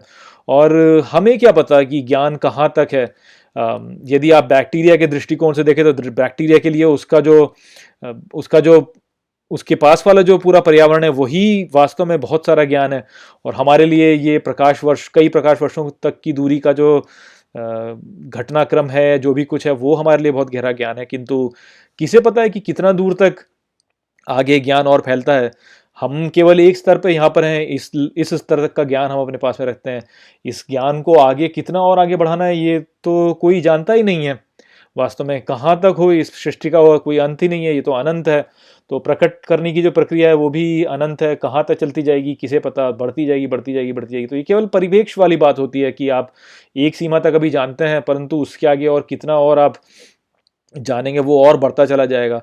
तो ये जो भावना हमारे भीतर है, ये कामना हमारे भीतर की हम और जानें, हम ज्ञान में और वृद्धि करें, यही जो कामना है इसी के द्वारा वास्तव में संसार जो है आगे प्रकट होता चला गया। जितना जितना हम जानते चले गए उतना उतना व्यक्त होता चला गया, जितना जितना हम जानते चले गए उतना उतना व्यक्त होता चला गया। और ऐसे ही ये जो पूरी सृष्टि है ये और फैलती जा रही है और ये अनंत है, इसका कोई अंत नहीं है। ये जितना आप ज्ञान और जानते जाएंगे उतनी ही और प्रकट होती चली जाएगी, इस बारे में यहाँ पे कहा जा रहा है। और यही जो ज्ञान को जानने की एक इच्छा है ये न केवल इस भौतिक संसार तक सीमित है, किंतु हमारी मनोभावना तक भी जाता है कि हम स्वयं के बारे में और जानते चले जाएं। जितना जितना हम संसार के बारे में आगे जानते जाते हैं, हम स्वयं के बारे में भी उतनी गहराई तक अंदर और जा सकते हैं कि हम वास्तव में क्या हैं, हमारा स्वरूप क्या है, क्यों हम कुछ अनुभव करते हैं, क्यों हमारे अंदर कुछ अनुभव करने की भावना होती है। और यदि आप उस रूप से देखें तो ये जो भी बाहर जो व्यक्त हो रहा है वो वास्तव में हमारे भीतर ही व्यक्त हो रहा है। तो जितना जितना दूर का हम ज्ञान और रखते हैं उतना उतना गहराई से हम अपने भीतर भी जानते चले जाते हैं। और ये जो ज्ञान है ये हमारी जो हमारी प्रतिक्रिया होती है किसी भी घटना के प्रति उसको भी निर्धारित करती है। क्योंकि जिस प्रकार से हम बाहरी संसार को समझते हैं उसी प्रकार से हम फिर किसी घटना के प्रति अपनी समझ को भी रखते हैं। एक समय पर हम ये सोचते थे कि पृथ्वी जो है वो इस पूरे ब्रह्मांड का केंद्र है, किंतु बाद में हमने जाना कि पृथ्वी ब्रह्मांड का केंद्र नहीं है। और इस जानकारी के द्वारा जो हमारा बर्ताव इस संसार के प्रति हुआ उसमें परिवर्तन आया, हम संसार को और अच्छे से समझने लगे और उसी रूप से हम स्वयं को भी और अच्छे से समझने लगे कि हमारा वास्तव में इस संसार में स्थान क्या है। तो इस प्रकार से हम वास्तव में बाहरी ज्ञान को भी जानते हैं और भीतरी ज्ञान को भी जानते हैं। कुछ समय तक हम जो है वो यही सोचते थे कि ये जो सबसे कम जानने वाला है वो केवल एक स्तर तक ही सोचेगा कि मैं हूँ, किंतु जो ज़्यादा जानने वाला होता है वो जानता है कि न केवल मैं हूँ बल्कि और भी हैं और हम सब एक दूसरे से जुड़े हुए हैं। तो इस प्रकार की ही जो ये वृद्धि है ज्ञान में, न केवल बाहरी वृद्धि किंतु आंतरिक वृद्धि भी, वो ही है जो कि इस संसार को आगे बढ़ा रही है। अब उसके आगे वो फिर ये बोलते हैं कि जो अस्तित्व है और अनस्तित्व है वो दोनों ही वास्तव में बंधु हैं, यहाँ पे इस प्रकार से बोला गया है। तो इसको भी आप इस प्रकार से समझिए कि देखिए अस्तित्व जो है हम उसको वास्तव में ऐसे मान के चलते हैं कि ये तो है ही, किंतु वास्तव में ऐसा अनिवार्य नहीं है। यानी कुछ वास्तव में हो ऐसा अनिवार्य नहीं है, ऐसा भी तो हो सकता है कि कुछ ना हो। किंतु यदि कुछ नहीं है तो उस स्थिति में कुछ होना भी चाहिए, और यदि कुछ है तो वो है। अर्थात न होना ही वास्तव में होने को, यानी होने ना होने से ही वास्तव में होना भी जो है वो बताया जा सकता है। अर्थात ना होने से आप होने को सिद्ध कर सकते हैं। तो ना होना वास्तव में अपने आप में कुछ होता नहीं है, होना ही होता है। और होने का ना होना वास्तव में अव्यक्त में चले जाना होता है, वो फिर से होना हो जाएगा। अर्थात होना और ना होना ऐसे कोई दो अलग भाग नहीं है, वो केवल एक ही भाग है। जिससे कि आप ये भी समझ सकते हैं कि जो भी चीज़ हम नहीं जानते हैं इस समय पर वो वास्तव में नहीं है, किंतु वो कभी ना कभी प्रकट होगा। समझ रहे हैं आप इस बात को? ये बहुत ही घुमावदार बात है वास्तव में, किंतु यही ये वास्तव में दिखाता है आपको कि किस प्रकार से ये जो होना है ये वास्तव में इसका कोई अंत नहीं है। क्योंकि जैसा कि मैंने फिर से कहा, मैं इसको फिर से कहूँगा आपको कि यदि कुछ नहीं है, इससे अर्थ यही होता है कि होना होता है। यानी जब होगा कुछ तो वो तो होगा ही, जो है वो तो होगा ही, अस्तित्व जो है वो तो है ही। यदि अनस्तित्व है तो अनस्तित्व तभी होगा जब अस्तित्व नहीं है, अर्थात अस्तित्व तब भी था, केवल वो जो है वो अप्रकट हो गया, वो अनमैनिफेस्ट हो गया, वो अव्यक्त हो गया। तो इसका कहने का तात्पर्य यहाँ पे ये है कि वास्तव में होना ही है, न होना करके कुछ होता नहीं है। और ज्ञान के द्वारा जो नहीं है वो वास्तव में हो जाता है। तो इस प्रकार से होना जो है वो ही है, न होना वास्तव में कुछ है ही नहीं। तो इसी को जो है वास्तव में ऋषियों ने समझा है कि होना तो है ही, कुछ ना कुछ तो है, होगा ही, ऐसा नहीं है कि कुछ ना हो। यही स्थिति हो सकती है, कुछ ना होने की स्थिति कभी हो ही नहीं सकती। केवल ऐसा हो सकता है कि जो नहीं होना है वो कुछ समय के लिए अव्यक्त हो जाए और फिर वो पुनः व्यक्त हो जाए। तो इसी को लेकर के जो है वास्तव में कहा गया है कि सृष्टि जो होती है वो जब प्रलय होती है तो अव्यक्त में चली जाती है, किंतु उस अव्यक्त से पुनः वो व्यक्त में लौट के आएगी। तो वो जो अव्यक्त वाली स्थिति है वो वही स्थिति है जबकि सब कुछ अंधकार से घिरा हुआ था और चारों ओर अंधेरा था, और अंधेरे में ही अंधकार से ज्ञान जो है वो अंधकार से घिरा हुआ था, तो वो अव्यक्त में चला गया। किंतु वो जो अव्यक्त है वो पुनः प्रकट होता है, और वो जो पुनः प्रकट होता है वही होने की प्रक्रिया है। तो इसलिए न होने की जो स्थिति है वो वास्तव में केवल अव्यक्त की स्थिति है। तो ऐसा कभी हो नहीं सकता कि कुछ ना हो, हर समय पे कुछ ना कुछ होगा, केवल वो अव्यक्त में चला जाएगा। अर्थात जो उसको अनुभव कर रहा है वो उसको अनुभव नहीं करेगा, तो वो अव्यक्त में चला गया, किंतु जैसे ही अनुभव करता पुनः जागेगा और फिर से जो है वो देखने आरंभ करेगा तो वो पुनः व्यक्त होने लगेगा और वो व्यक्त होता चला जाएगा। तो इस बारे में यहाँ पे बताया जा रहा है। ये बहुत ही गहरे यहाँ पे संदेश हैं और बहुत ही सुंदरता से उनको यहाँ पर भाषा द्वारा प्रकट किया गया है।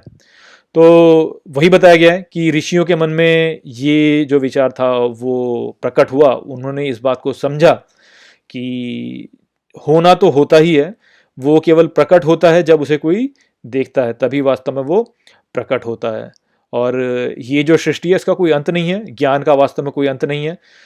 यदि आप एक बैक्टीरिया को देखें तो बैक्टीरिया के लिए एक तालाब ही वास्तव में ब्रह्मांड जितना बड़ा है, तो उसको यदि उस तालाब के बारे में ज्ञान हो जाए तो वही उसके लिए बहुत है। हम जो है हम कई प्रकाश वर्षों दूरों तक की भी वस्तुओं का ज्ञान अपने पास में लेके आ गए हैं, किंतु यदि हम इसको पूरी अनंत से यदि इसकी तुलना करें तो ये भी हमारे लिए केवल एक तालाब भर ही है, ये भी हमारे लिए केवल एक तालाब भर ही है। तो ये जो कामना हमारे भीतर है कि हम और जाने और जाने और जाने, इस कामना के द्वारा ही वास्तव में जो ब्रह्मांड है ये और प्रकट होता जा रहा है और प्रकट होता जा रहा है और प्रकट होता जा रहा है। तो बस यही विचार यहाँ पे है।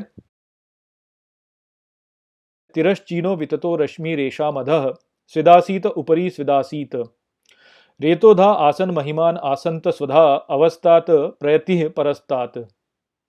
तो चलिए सबसे पहले हम इस श्लोक की जो सारी संधियां हैं उनको तोड़कर इस श्लोक को इसके मूल रूप में देखते हैं। तो जो श्लोक है वो वास्तव में तोड़ने पर हो जाता है तिरश्च इनो विततो रश्मि एषाम अधः स्वित आसीत उपरी स्वित आसीत रेतोधा आसन महिमान आस अंत स्वधा अवस्थात प्रयति परस्तात।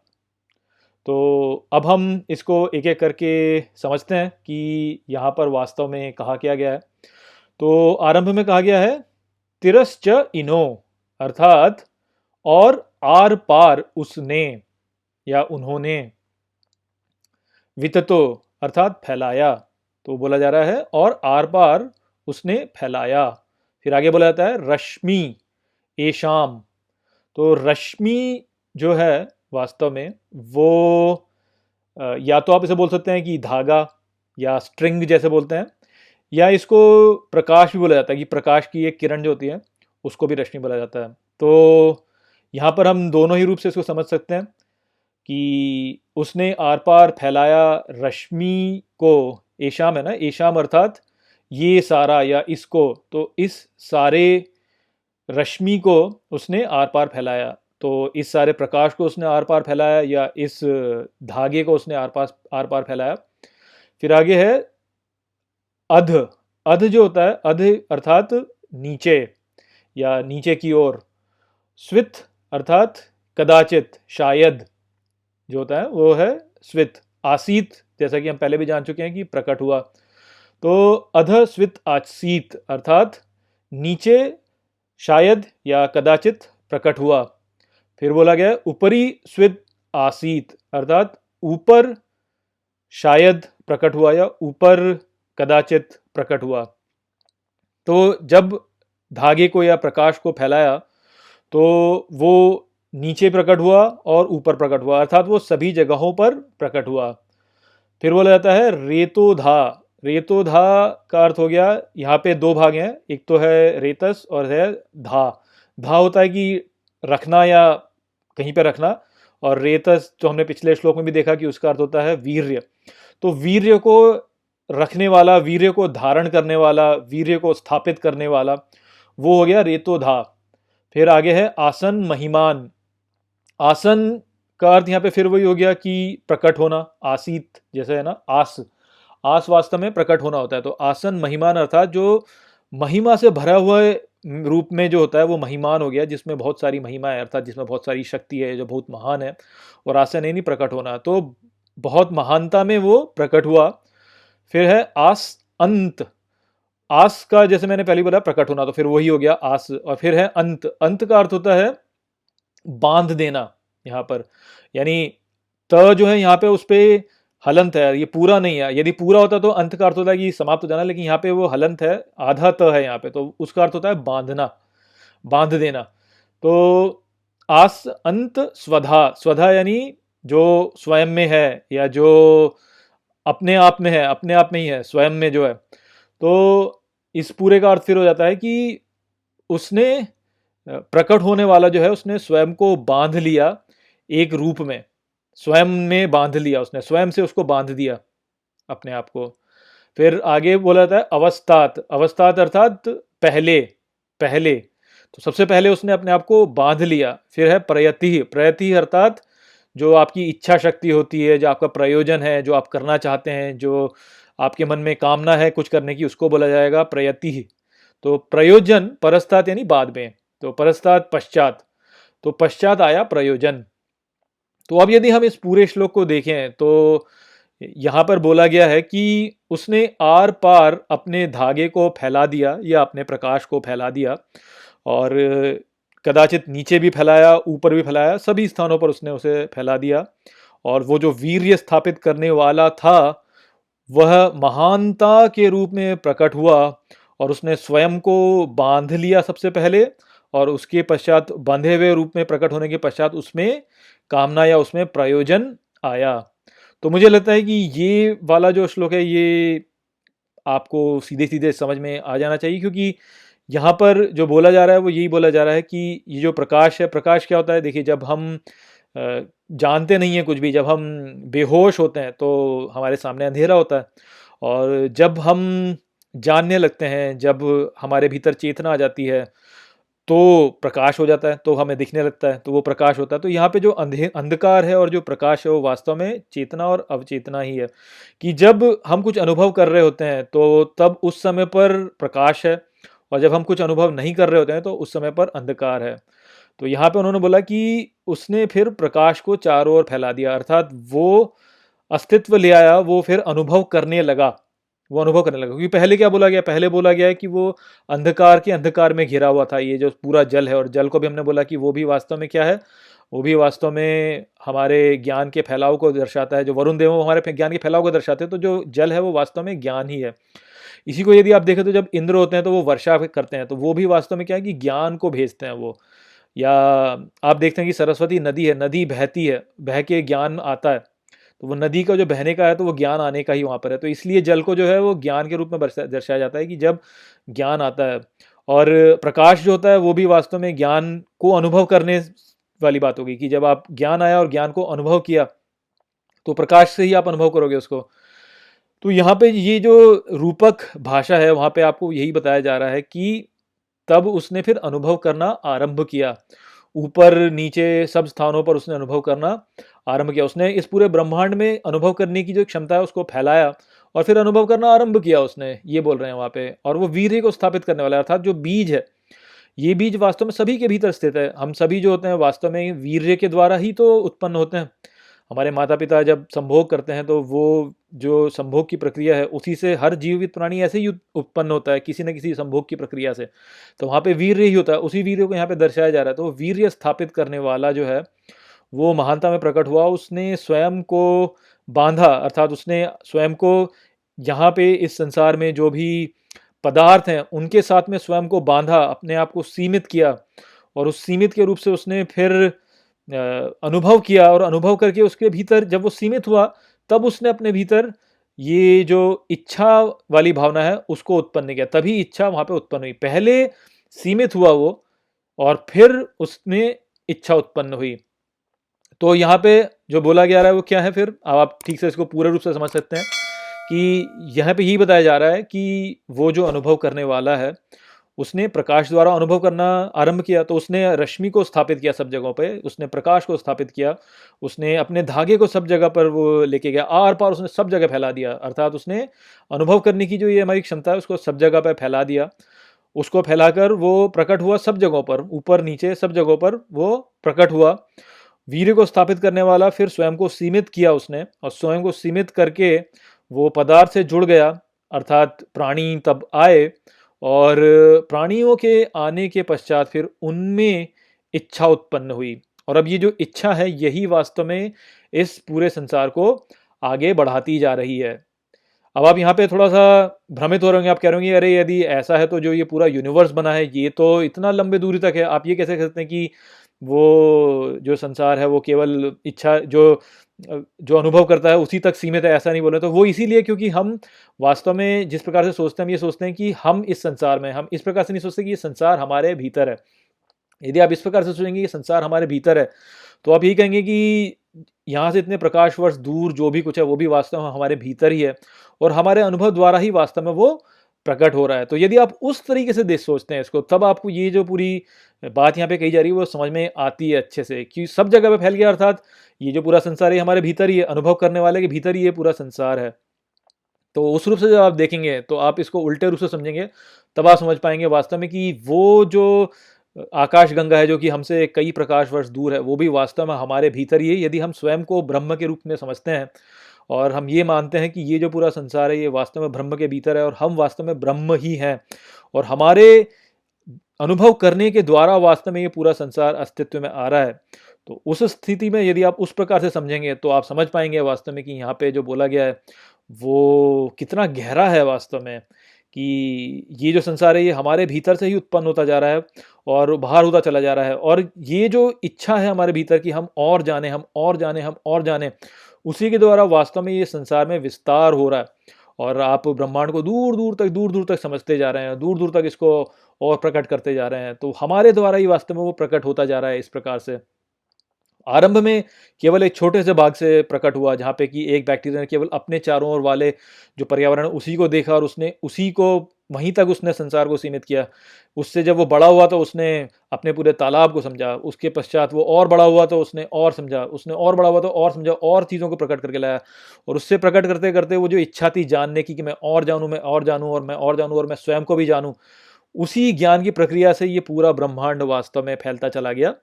ये बात यहाँ पे हमें बताई जा रही है। को अद्धा वेद क इह प्रवोचत कुत आजाता कुत इयम विसृष्टि अर्वाग्देवा अस्य विसर्जने नाथा को वेद यत आ बभूव।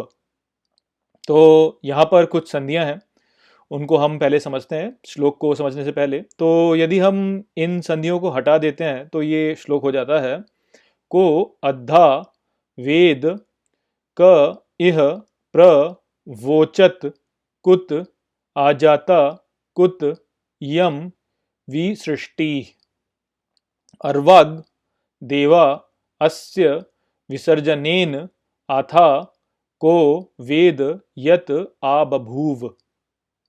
तो अब हम चलिए एक एक करके इन सभी शब्दों के अर्थ को समझते हैं और समझते हैं कि यहाँ पर वास्तव में कहा क्या गया है। तो सबसे पहले कहा गया है को का अर्थ होता है कौन।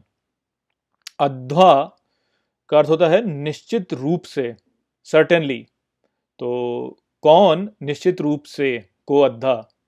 वेद जैसे कि हम जो जानते हैं कि ये है ज्ञान या जानना या जो जानता है, तो को अद्धा वेद का अर्थ हो जाएगा कौन निश्चित रूप से जानता है। क इह का अर्थ हो गया कौन यहाँ, इह अर्थात यहाँ। वोचत, वोचत का अर्थ हो गया जो बोलता है, और प्र यानी जो कि बोलने जा रहा है।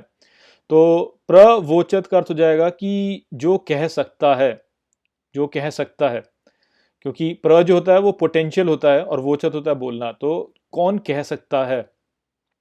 फिर आगे है कुत, कुत जो होता है वो है कि कहाँ।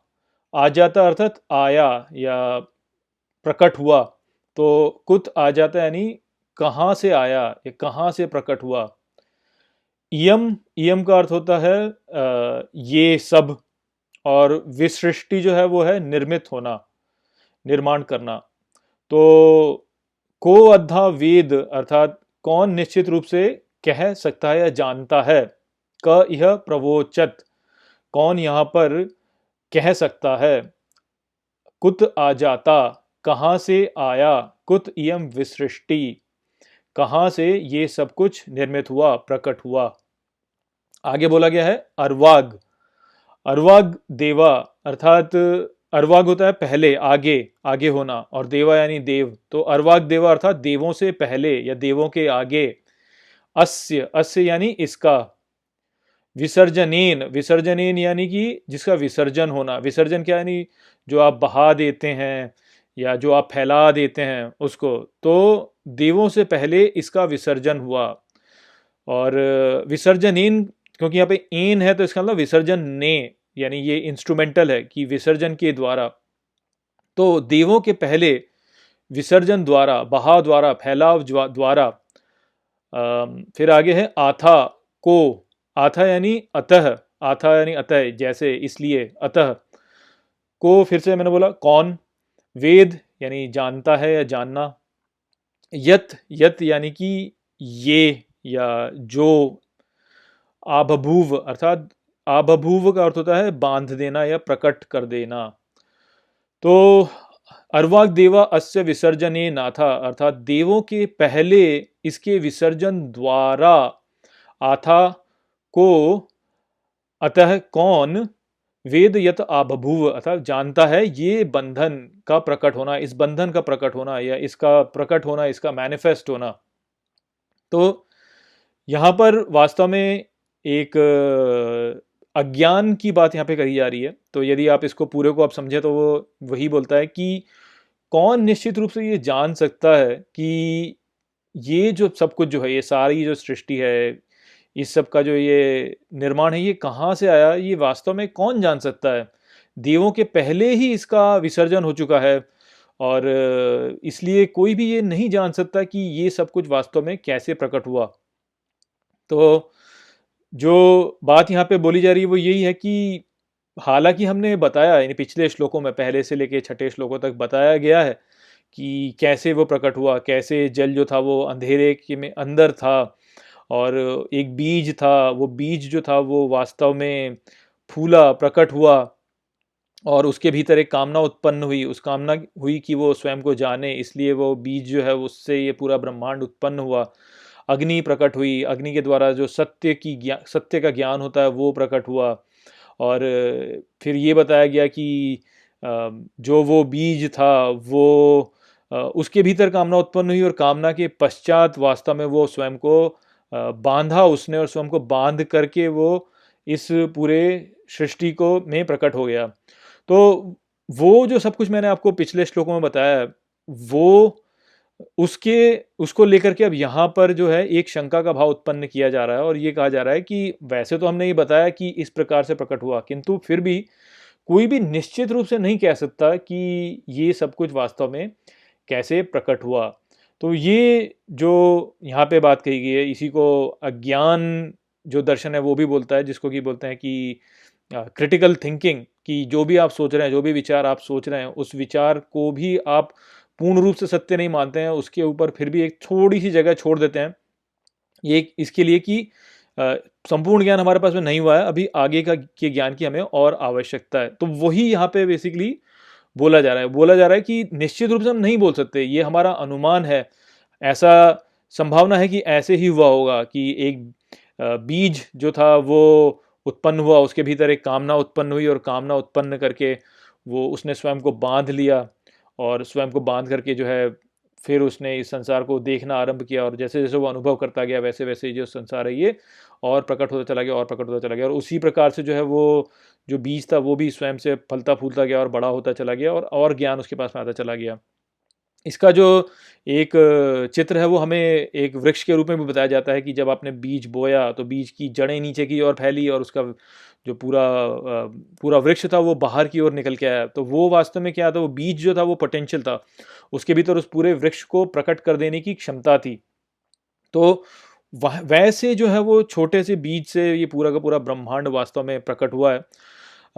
वो बोला गया है पिछले श्लोकों में, किंतु अब यहाँ पे बोला जा रहा है कि पर किसे पता कि वास्तव में क्या हुआ था, क्योंकि जो देव हैं वो भी वास्तव में सृष्टि निर्माण के पश्चात ही आए हैं। तो यदि हम देवों के द्वारा भी ज्ञान प्राप्त करते हैं तो भी वो जो ज्ञान है वो सृष्टि निर्माण के बाद का ही कार्य है। तो इस प्रकार से हम कभी भी नहीं जान सकते हैं पूर्ण रूप से कि जो ब्रह्मांड प्रकट हुआ वो कैसे प्रकट हुआ, ये सृष्टि वास्तव में कैसे प्रकट हुई, कहाँ से आई, ये जानने की क्षमता ही हमारे भीतर नहीं है। तो ये विचार है जो कि यहाँ पे बताया गया है। यदि आप आज के समय पे विज्ञान को भी देखें तो विज्ञान में बिल्कुल यही बात बोली जाती है कि किसी भी वस्तु के बारे में संपूर्ण ज्ञान हम कभी भी प्राप्त ही नहीं कर सकते हैं। सदा कुछ ना कुछ थोड़ा सा ऐसा रह जाएगा जो कि आपको नहीं पता होगा, और इसीलिए कहा जाता है कि सत्य जो होता है वो कभी भी कंसिस्टेंट नहीं हो सकता, उसमें सदा ही कुछ ना कुछ विसंगति सदा ही रहेगी, क्योंकि जानने के लिए सदा थोड़ा सा और रह ही जाता है। आप कितना भी ज्ञान प्राप्त कर लें तब भी आपके पास में कुछ ना कुछ ऐसा है जो कि रह जाएगा, जो कि आपको अभी भी समझना होगा। वास्तव में होता ही है कि जब आप ज्ञान प्राप्त करते हैं तो ज्ञान प्राप्त करने से न केवल आपके प्रश्नों के उत्तर आपको मिलते हैं, किंतु नए प्रश्न भी खड़े हो जाते हैं। तो ये जो ज्ञान की प्रक्रिया है, जानने की प्रक्रिया है, इसका कोई अंत नहीं है वास्तव में। इसीलिए संपूर्ण सत्य कभी भी ऐसा नहीं होगा जो कि पूर्ण रूप से हर चीज़ के बारे में आपको उत्तर दे दे। कुछ ना कुछ सदा उसमें ऐसा रह जाएगा जो कि अज्ञात होगा, और उस अज्ञात की ओर बढ़कर हम और ज्ञान को प्राप्त करेंगे, किंतु जैसे ही हम नए ज्ञान को प्राप्त करेंगे तो और नए प्रश्न खड़े हो जाएंगे, और कुछ न कुछ अज्ञात सदा ही हमारे पास में रह जाएगा। इसीलिए वास्तव में कहा जाता है कि ज्ञान और अज्ञान दो विपरीत पहलू नहीं है, वास्तव में केवल ज्ञान ही है, केवल ज्ञान ही है। थोड़ा ज्ञान जो होता है वो अज्ञान है। जैसे जैसे आप ज्ञान को बढ़ाते जाते हैं, बढ़ाते जाते हैं, बढ़ाते जाते हैं, तो आपको और अधिक ज्ञान मिलता चला जाता है, किंतु अज्ञान तब भी रहता ही है। तो ऐसा नहीं हो सकता कि आपके पास में संपूर्ण ज्ञान हो या आपके पास में संपूर्ण अज्ञान हो। थोड़ा ज्ञान सदा रहता ही है, और संपूर्ण ज्ञान कभी हो नहीं सकता। तो इसलिए अज्ञान और ज्ञान वास्तव में एक दूसरे के विपरीत नहीं है, वो केवल श्रेणी है, वो केवल स्तर है। ज्ञान का स्तर होता है, निचला स्तर होगा और उचला स्तर होगा। निचले स्तर पे आपको कम ज्ञान होगा, उचले स्तर पे आपको अधिक ज्ञान होगा, किंतु ऐसा कभी नहीं होगा कि आपके पास में संपूर्ण ज्ञान हो, ऐसा भी कभी नहीं होगा कि आपके पास में संपूर्ण अज्ञान हो। दोनों वास्तव में नहीं होते। तो ये केवल एक मापदंड है, ये एक माप है जिसपे कि आप बढ़ते जाते हैं। तो इसीलिए यदि कोई भी ऐसी विचारधारा है जो ये कहती है कि हमने संपूर्ण ज्ञान प्राप्त कर लिया, अब इससे और अधिक जानने की हमें कोई आवश्यकता नहीं है, यही ज्ञान पर्याप्त है, इससे अधिक जानने की कोई आवश्यकता नहीं है, हमारे पास सभी प्रश्नों के उत्तर हैं, तो वहीं पे समझ जाइए कि वो व्यक्ति या वो जो संप्रदाय है जो कि ऐसा बोल रहा है वो वास्तव में झूठ है। वो संप्रदाय ही झूठ है, और वो मान्यता ही झूठ है। कोई भी विचारधारा जो ये कहती है कि इस ज्ञान से अधिक और ज्ञान प्राप्त करने की हमें कोई आवश्यकता नहीं है, वो वहीं पे गलत हो जाती है। तो ये बात भी हमें समझनी चाहिए। यहाँ पर वास्तव में इसीलिए ये बोला गया कि कोई नहीं जान सकता, किसी को नहीं पता कि कहाँ से ये आया। हम केवल अटकेलियाँ लगा सकते हैं, हम केवल एक स्तर तक जान सकते हैं। वहाँ तक यदि हम जानेंगे हो सकता है कि हम और जान लें, किंतु यदि हम और जानेंगे तो हमारे पास और प्रश्न खड़े होंगे, और हम और प्रश्न उठाएंगे। ये बिल्कुल ऐसे ही हुए कि जैसे आज के समय यदि विज्ञान बोलता है कि ठीक है इस सृष्टि का निर्माण वास्तव में बिग बैंग से हुआ, तो बिग बैंग से तो हुआ, किंतु बिग बैंग के पहले क्या था, वो प्रश्न उठ जाएगा। तो अब यदि हम उसका भी उत्तर दे दें तो उससे पहले क्या था। अभी हमें ये बोला जाता है कि सभी पदार्थ वास्तव में स्ट्रिंग्स हैं, तो ठीक है अब हम स्ट्रिंग्स को जानेंगे, लेकिन फिर जो अगला प्रश्न उठेगा वो ये है कि स्ट्रिंग्स की उत्पत्ति कहाँ से हुई। अर्थात जैसे आप एटम को ही देख लें, यदि आप किसी भी पदार्थ को देख लें, आप बोलते हैं कि पदार्थ किससे बना है, तो एटम से बना है। अच्छा, अब एटम को आप खोल दें तो एटम के भीतर आप देखते हैं कि और पार्टिकल्स हैं, उसके भीतर प्रोटॉन है, न्यूट्रॉन है, इलेक्ट्रॉन है, वो ठीक है। फिर आप और नीचे देखते हैं तो आप देखते हैं कि जो इलेक्ट्रॉन है और प्रोटॉन है उनके भीतर और दूसरे कण हैं, उसमें फिर क्वार्क्स एंड लेप्टॉन्स, इस प्रकार की वस्तुएं आने लगती हैं। अब आप क्वार्क्स एंड लेप्टॉन्स को खोद के देखें तो उसके नीचे और कुछ निकल के आएगा। तो ऐसे और नीचे नीचे आप चलते चले जाओगे। अभी इस समय पे ये हो रहा है कि उसके नीचे जाएंगे तो बोलते हैं कि स्ट्रिंग्स हैं, हालांकि उसका कोई हमारे पास में साक्ष्य नहीं है कि ये वास्तव में स्ट्रिंग्स हैं, किंतु बोला ही जाता है कि ये स्ट्रिंग्स हैं जो कि कंपन कर रही हैं किसी एक फ्रीक्वेंसी पे। यदि फ्रीक्वेंसी में परिवर्तन हो जाता है तो जो पार्टिकल होता है वो अलग हो जाता है, तो ऐसा बोला जाता है। किंतु अभी किसी को क्या पता, क्योंकि वो प्लांक लेंथ के ऊपर होता है। Planck length is 10⁻⁻35। वो इतना छोटा है कि हम उसको देख ही नहीं सकते हैं। हमारे पास कोई ऐसी इस समय पर तकनीक नहीं है जिसके द्वारा हम उसे देख सकें, तो केवल अटकलियाँ ही लगती हैं फिर। तो वही वाली स्थिति है कि ज्ञान की हमारी जो सीमा है वो बढ़ाई जा सकती है आगे, किंतु अज्ञान तब भी रहेगा ही। यदि हम स्ट्रिंग्स को बारे में भी जान लें तो फिर अगले प्रश्न उठेंगे कि ये जो झिल्ली है ये वास्तव में किससे बनी है, और वो जिससे बनी है वो क्या है। तो इस प्रकार के प्रश्न और उठते चले जाएंगे आगे। तो वही बात यहाँ पर भी है कि सृष्टि का निर्माण कैसे हुआ। हमने आपको एक उदाहरण या एक थियरी जो है वो तो दे दी, किंतु वास्तविकता में क्या हुआ ये कोई जान नहीं सकता। लोग ये कहते हैं कि गॉड ने बनाया, लेकिन गॉड के पहले भी तो सृष्टि रही होगी। गॉड के पहले क्या था। अब लोग कहते हैं कि गॉड इटर्नल है, तो ठीक है वो इटर्नल है, किंतु उसमें परिवर्तन किस प्रकार से हो रहे थे, क्या वो आता है जाता है, कैसे करता है, तो वो प्रश्न सदा खड़े रहते हैं। तो ये जो है ये नासदी सूक्त का छठा श्लोक है। इसके पश्चात अब एक श्लोक और बचा है, सातवां, उसको भी हम आगे चल के पढ़ेंगे। किंतु ये जो विचार है नासदी सूक्त का, इसकी सबसे अधिक प्रशंसा की जाती है, क्योंकि यहाँ पर जो ऋषि हैं जिन्होंने इसे लिखा है वो स्वयं ही बोल रहे हैं कि मैंने बता तो दिया, किंतु मैं पूर्ण रूप से नहीं कह सकता हूँ कि ऐसा ही है। ये बिल्कुल वैज्ञानिक विचारधारा ही है, क्योंकि वैज्ञानिक विचारधारा भी यही बोलती है कि अभी तक हमें इतना पता है, इसके आगे का हमें बाद में पता चलेगा। तो वो जो स्केप्टिसिज्म रहता है वो साइंस में भी है, और वो हम यहाँ पे देख सकते हैं कि वेद के जो ऋषि हैं उन्होंने भी वास्तव में ही वो उस प्रकार का स्केप्टिसिज्म अपने विचारों के बारे में ही बताया। तो वास्तविकता में जो सत्य है वो यही है कि आपके भीतर ये खुलापन हो कि आप अपने ही विचारों को और चुनौती दे सकें और उनके आगे बढ़ सकें। यदि आप अपने विचारों से जुड़े रहेंगे और आगे नहीं बढ़ेंगे तो आपको कभी भी आगे ज्ञान नहीं मिल सकता। इयं विसृष्टे यत् आबभूव यदि वा दधे यदि वा न, यो अस्य अध्यक्षः परमे व्योमन्त सो अंग वेद यदि वा न वेद। तो इस श्लोक में कुछ संधियां हैं। चलिए सबसे पहले हम उन संधियों को तोड़ देते हैं। तो तोड़ने पर ये जो श्लोक होता है वो हो जाता है इयं विसृष्टि यत् आबभूव यदि वा दधे यदि वा न, यो अस्य अध्यक्षः परमे व्योम अंत अंग वेद यदि वा न वेद। तो चलिए अब हम इस विभाजित श्लोक के अर्थ को एक एक शब्द द्वारा समझते हैं। तो सबसे पहले इस श्लोक में कहा गया है इयम। इयम का अर्थ होता है कहाँ से। विसृष्टिर, जिसका अर्थ होता है ये जो संपूर्ण सृष्टि है वो। यत, यत का अर्थ होता है जो। आबभूव, आबभूव का अर्थ होता है प्रकट हुई। तो जो पहला भाग है इयम विसृष्टिर यत आबभूव, उसका अर्थ इस प्रकार से देखा जाए तो हो जाता है कहाँ से ये जो संपूर्ण सृष्टि है ये प्रकट हुई।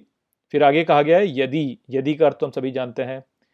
वा दधे, अर्थात तो उसने दी। तो यदि वा दधे का अर्थ हो गया या तो उसने दी, यदि वा न, अर्थात या तो उसने नहीं। उसके आगे बोला गया है यो का अर्थ होता है जो। अस्य, अस्य का अर्थ होता है इसका। अध्यक्षः, अध्यक्षः का अर्थ हो गया जो अध्यक्ष है, जो सबसे उच्च स्थान पर स्थित है, जो इसको पूर्ण रूप से नियंत्रित करता है वो। परमे, परमे अर्थात जो परम है, ईश्वर को ही बोल सकते हैं आप। व्योम, व्योम हो गया अंतरिक्ष, अंत होता है बांधना, और फिर उसके आगे बोला गया है सो का अर्थ भी होता है कि पूरे को एक साथ बांध देना, लपेट देना। तो जो ये शब्द है यो अंताध्यक्ष परमे व्योमंत सो, इसका इस रूप से देखा जाए तो अर्थ होता है कि जो इसका अध्यक्ष है, इसका अर्थात इस संपूर्ण सृष्टि का अध्यक्ष है, जो कि परम है, जिसने कि इस पूरे अंतरिक्ष को बांध रखा है, उसके बारे में जो बताएंगे वो अब आगे बोलते हैं। अंग, अंग का अर्थ होता है निश्चित रूप से। यदि वान वेद, और वेद, वेद का अर्थ होता है जानना। तो वेद यदि वान वेद का अर्थ हो जाता है कि जानता है, या हो सकता है कि नहीं जानता। तो इस रूप से यदि हम देखें तो इस पूरे श्लोक का जो अर्थ हो जाता है वो हो जाता है कि कहाँ से ये जो पूरी सृष्टि है ये प्रकट हुई, या तो उसने हमें दी, या हो सकता है कि उसने नहीं दी। और फिर आगे बोला गया कि जो इसका अध्यक्ष है वो परम, जिसने कि इस पूरे अंतरिक्ष को बांध रखा है, निश्चित रूप से वो जानता है या नहीं जानता, ये हमें नहीं पता। तो आप देख सकते हैं कि कितनी सुंदर व्याख्या यहाँ पर इस सृष्टि के निर्माण के ऊपर बोली गई है यहाँ पे। और आप देख सकते हैं कि कैसे जो ऋषि जिन्होंने नासदीय सूक्त को लिखा है वो इतने खुले हैं कि वो स्वीकार करने को तैयार हैं कि हो सकता है कि जो ईश्वर है वो भी ना जानता हो कि ये सृष्टि वास्तव में कहाँ से आई, और हो सकता है कि उसने ये सृष्टि दी हो सकता है कि ना भी दी हो। तो बहुत ही सुंदर विचार है यहाँ पर। तो जैसे कि हमने पिछले श्लोकों में चर्चा की है कि हम ये बात करते हैं कि हमारे भीतर एक दृष्टा है, और जो ये संपूर्ण ब्रह्मांड है ये वास्तव में अस्तित्व में इस प्रकार से आया है कि जो दृष्टा है वो दृश्य को देखता है, जिससे कि दृश्य में परिवर्तन हो जाता है, दृश्य के परिवर्तन से फिर दृष्टा में परिवर्तन हो जाता है, और इस प्रकार से ये जो चक्र है ये चलते रहता है, और ये जो संपूर्ण सृष्टि है ये अस्तित्व में आती रहती है। तो हमने पिछले श्लोकों में चर्चा की कि कैसे आरंभ में जब बैक्टीरिया आया होगा या जो भी आया, यानी ब्लू ग्रीन एल्गी जो भी आया, उसके पास में जो इंद्रियां थी वो इतनी सीमित थी कि वो केवल थोड़े से क्षेत्र का ही ज्ञान रख पाता था। तो उस समय पर जो सृष्टि का ज्ञान था वो केवल वहीं तक सीमित था, और सृष्टि जो है वो केवल वहीं तक वास्तव में प्रकट हुई थी। उसके पश्चात जैसे जैसे विकास होता गया जीव जंतुओं का, उसी प्रकार से जो है जो जीव जंतु हैं वो इस ब्रह्मांड के बारे में और अधिक अधिक जानते चले गए, और उसी विकास के द्वारा वास्तव में हम आज मनुष्यों तक पहुँचे, और मनुष्य जो हैं वो वास्तव में कई प्रकाश वर्ष दूर तक के जो ब्रह्मांड के वस्तुएं हैं उन सभी को जानते हैं, और बहुत अच्छा ज्ञान इस विषय पे रखते हैं। तो अब उसी को लेकर के अंत में यहाँ पर जो ऋषि हैं वो कह रहे हैं कि कैसे इस सृष्टि की उत्पत्ति हुई। हो सकता है कि उसने हमें दी हो, या हो सकता है कि उसने ना भी दी हो। तो अब यहाँ पर जो है वो जो स्केप्टिसिज्म है वो आप देख सकते हैं कि दिख रहा है कि हम ये अनुमान लगाते हैं कि इस प्रकार से इस सृष्टि का निर्माण हुआ, किंतु हम पूर्ण रूप से ये बता नहीं सकते। अर्थात वैसे तो हम कहते हैं कि हमारे द्वारा ही ये जो सृष्टि है इसका निर्माण हुआ है, ये सृष्टि जो है व्यक्त होती चली गई है हमारे द्वारा ही, किंतु ये पूर्ण रूप से हम कभी बता नहीं सकते। हम ये कह नहीं सकते वास्तव में कि ब्रह्मांड हमारे भीतर है या हम ब्रह्मांड के भीतर हैं। अर्थात जंगल में यदि मोर नाचा तो और उसे किसी ने नहीं देखा, तो क्या वास्तव में मोर नाचा कि नहीं नाचा, ये पूर्ण रूप से आप कभी भी बता नहीं सकते। वो आपके पास में वो क्षमता ही नहीं है उसे बताने की कि आप बता सकें। किंतु हमारा अनुमान जो है वो ये है कि इस प्रकार से प्रकट हुआ, क्योंकि हम जिस प्रकार से अनुभव करते हैं उस अनुभव के अनुसार यदि हम देखें तो हमें ऐसा ही लगता है कि जो पूरी सृष्टि है ये वास्तव में हमारे द्वारा प्रकट हुई। किंतु फिर से वही यहाँ पर एक अज्ञान की भावना डाली गई है, और ये कहा गया है कि हमें फिर भी नहीं पता वास्तव में कि क्या उसने हमें दिया या ये पहले से ही था। क्या हमारे भीतर का जो दृष्टा है उसने वास्तव में इस ब्रह्मांड को प्रकट किया, या ये ब्रह्मांड पहले से ही था और हम दृष्टा के रूप में जो है इस ब्रह्मांड को और खोज रहे हैं। ये दोनों ही पर्याय संभव हैं, हमें नहीं पता कि वास्तव में किस प्रकार से हुआ। आगे भी उन्होंने यही कहा कि जो जिसने इस पूरे ब्रह्मांड को बांधा हुआ है, जो अध्यक्ष है इसका, हो सकता है कि वो भी ना जानता हो इस बारे में कि कैसे ये हुआ। तो ये भी एक बहुत ही रोचक बात है यहाँ पे, क्योंकि हम यही बोलते हैं कि ईश्वर तो हमारे द्वारा ही प्रकट हो रहा है। तो जितना ज्ञान हमें है उतना ही ज्ञान क्या ईश्वर के पास में है, या ईश्वर के पास में हमसे अधिक ज्ञान है, इस बारे में हम नहीं जान सकते। तो ये एक बहुत ही उत्तम विचार है जो कि यहाँ पे बोला गया है, जहाँ पर कि अपनी ही विचार को लेकर के उसकी सीमितता के बारे में बात की गई है। और यदि आप विज्ञान के रूप में देखें तो भी आपको यहाँ पे बहुत सारी जो बातें हैं वो ऐसी दिखती हैं कि ये कितना जो है, जो इस श्लोक में बोला गया है और जो विज्ञान बोलता है उस वो दोनों मेल खाते हैं। क्योंकि यदि आप क्वांटम मैकेनिक्स को देखें तो क्वांटम मैकेनिक्स में हमें यही बताया जाता है कि कोई भी कण जो है वास्तव में उसके बारे में संपूर्ण ज्ञान कभी भी प्राप्त नहीं किया जा सकता, जो कि हाइजेनबर्ग अनसर्टेनिटी प्रिंसिपल है। वो यही कहता है कि किसी भी पार्टिकल का आप जो पोजीशन है और जो उसका मोमेंटम है उन दोनों को एक साथ एक समय पर नहीं उसका उसका उसकी गणना कर सकते। तो यदि आप ये जानते हैं कि कोई पार्टिकल जो है किसी एक स्थान पर स्थित है तो आपको ये नहीं पता है कि वो किस गति से जा रहा है और कहाँ जा रहा है, और कुछ समय पश्चात वो कहाँ पे होगा ये आपको नहीं पता होता। ठीक उसी प्रकार से यदि आपको ये पता है कि कोई कण जो है वो किस प्रकार से किसी दिशा में जा रहा है तो आपको ये नहीं पता होगा कि वो वास्तव में कहाँ पर स्थित है। और इसी को लेकर के फिर आगे जो है श्रोडिंगर्स वेव इक्वेशन भी बनी है, जहाँ पर कि आप यदि किसी भी पार्टिकल की के बारे में कुछ भी गणना करना चाहते हैं तो आप श्रोडिंगर्स वेव इक्वेशन का उपयोग करते हैं, और वो जो इक्वेशन है वो कभी भी आपको जो कण होता है उसके बारे में संपूर्ण संपूर्ण ज्ञान नहीं देता। वो केवल आपको एक प्रोबेबिलिटी डिस्ट्रीब्यूशन देता है कि इसकी किसी एक स्थान पर होने की कितनी संभावना है, किसी दूसरे स्थान पर होने की कितनी संभावना है। ठीक उसी प्रकार से वो आपको उसकी जो गति है, उसका मोमेंटम है, उसके बारे में भी इसी रूप से ज्ञान देता है कि संभावना कितनी है। तो सब कुछ संभावना में ही वास्तविकता में यहाँ पे बोला जाता है। और ये जो स्थिति है वो स्पष्ट रूप से हमें बताती है कि किसी भी वस्तु के बारे में संपूर्ण ज्ञान इस ब्रह्मांड को कभी होता ही नहीं है। और इसी को लेकर के वास्तव में जब आइंस्टाइन थे तो उन्होंने बोला था कि God does not play dice with this universe. उन्होंने ऐसा बोला था, अर्थात जो ईश्वर है वो इस ब्रह्मांड के साथ में पासा नहीं खेलता है, अर्थात प्रोबेबिलिटीज में नहीं खेलता है ईश्वर। ईश्वर को सब कुछ पता होना चाहिए। तो यहाँ पर जो आइंस्टाइन थे वो वास्तव में स्पिनोजा द्वारा परिभाषित ईश्वर को समझते थे, जिन्होंने कि ये बोला था कि ईश्वर वास्तव में ये संपूर्ण ब्रह्मांड ही है, अर्थात ये जो ईश्वर है वो इस ब्रह्मांड के रूप में ही हमारे सामने प्रकट हो रहा है। तो जो आइंस्टाइन थे उनका कहने का तात्पर्य यहाँ पे ये था कि ब्रह्मांड को स्वयं के बारे में संपूर्ण ज्ञान होना चाहिए। ब्रह्मांड को यदि आप एक इकाई के रूप में देखें तो ब्रह्मांड को स्वयं के बारे में संपूर्ण ज्ञान होना चाहिए, किंतु क्वांटम मैकेनिक्स की जो खोज है वो हमें ये बताती है कि ऐसा नहीं है। वास्तव में इस ब्रह्मांड को स्वयं के बारे में संपूर्ण ज्ञान नहीं है। उसको यदि एक स्थिति के बारे में ज्ञान है तो वो दूसरी स्थिति के बारे में अज्ञानी हो जाएगा। यदि वो दूसरी स्थिति के बारे में ज्ञानी होएगा तो वो एक स्थिति के बारे में अज्ञानी हो जाएगा। यदि वो इलेक्ट्रॉन की पोजीशन को जानता है तो वो इलेक्ट्रॉन की वेलोसिटी के बारे में अज्ञानी हो जाएगा। यदि वो इलेक्ट्रॉन की वेलोसिटी को जानता है तो वो इलेक्ट्रॉन की पोजीशन के बारे में अज्ञानी हो जाएगा। और सभी स्थानों पर वास्तव में किसी भी कण के होने की सदा ही संभावनाएं होती हैं। यदि आप किसी भी कण की संभावना को छोड़ करके उसके मूल स्थान को पता कर लेते हैं तो उस स्थिति में आपको उस समय तो पता होगा कि वो किस स्थान पे है, किंतु आपको ये नहीं पता होगा कि कुछ समय पश्चात वो किस स्थान पे जाने वाला है या कुछ समय पहले वो किस स्थान पे था। तो इनसे हमें यही पता चलता है कि संपूर्ण ज्ञान कभी भी ब्रह्मांड में हो ही नहीं सकता। तो इसी रूप से भी आप समझ लीजिए कि यहाँ पर भी ज्ञान की सीमा है कि संपूर्ण ज्ञान नहीं जाना जा सकता। हो सकता है कि थोड़ा बहुत कभी जान ले, लेकिन पूर्ण रूप से कभी नहीं जान सकता। तो ये दोनों ही विचार है जो कि यहाँ पे हमें देखने को मिलते हैं।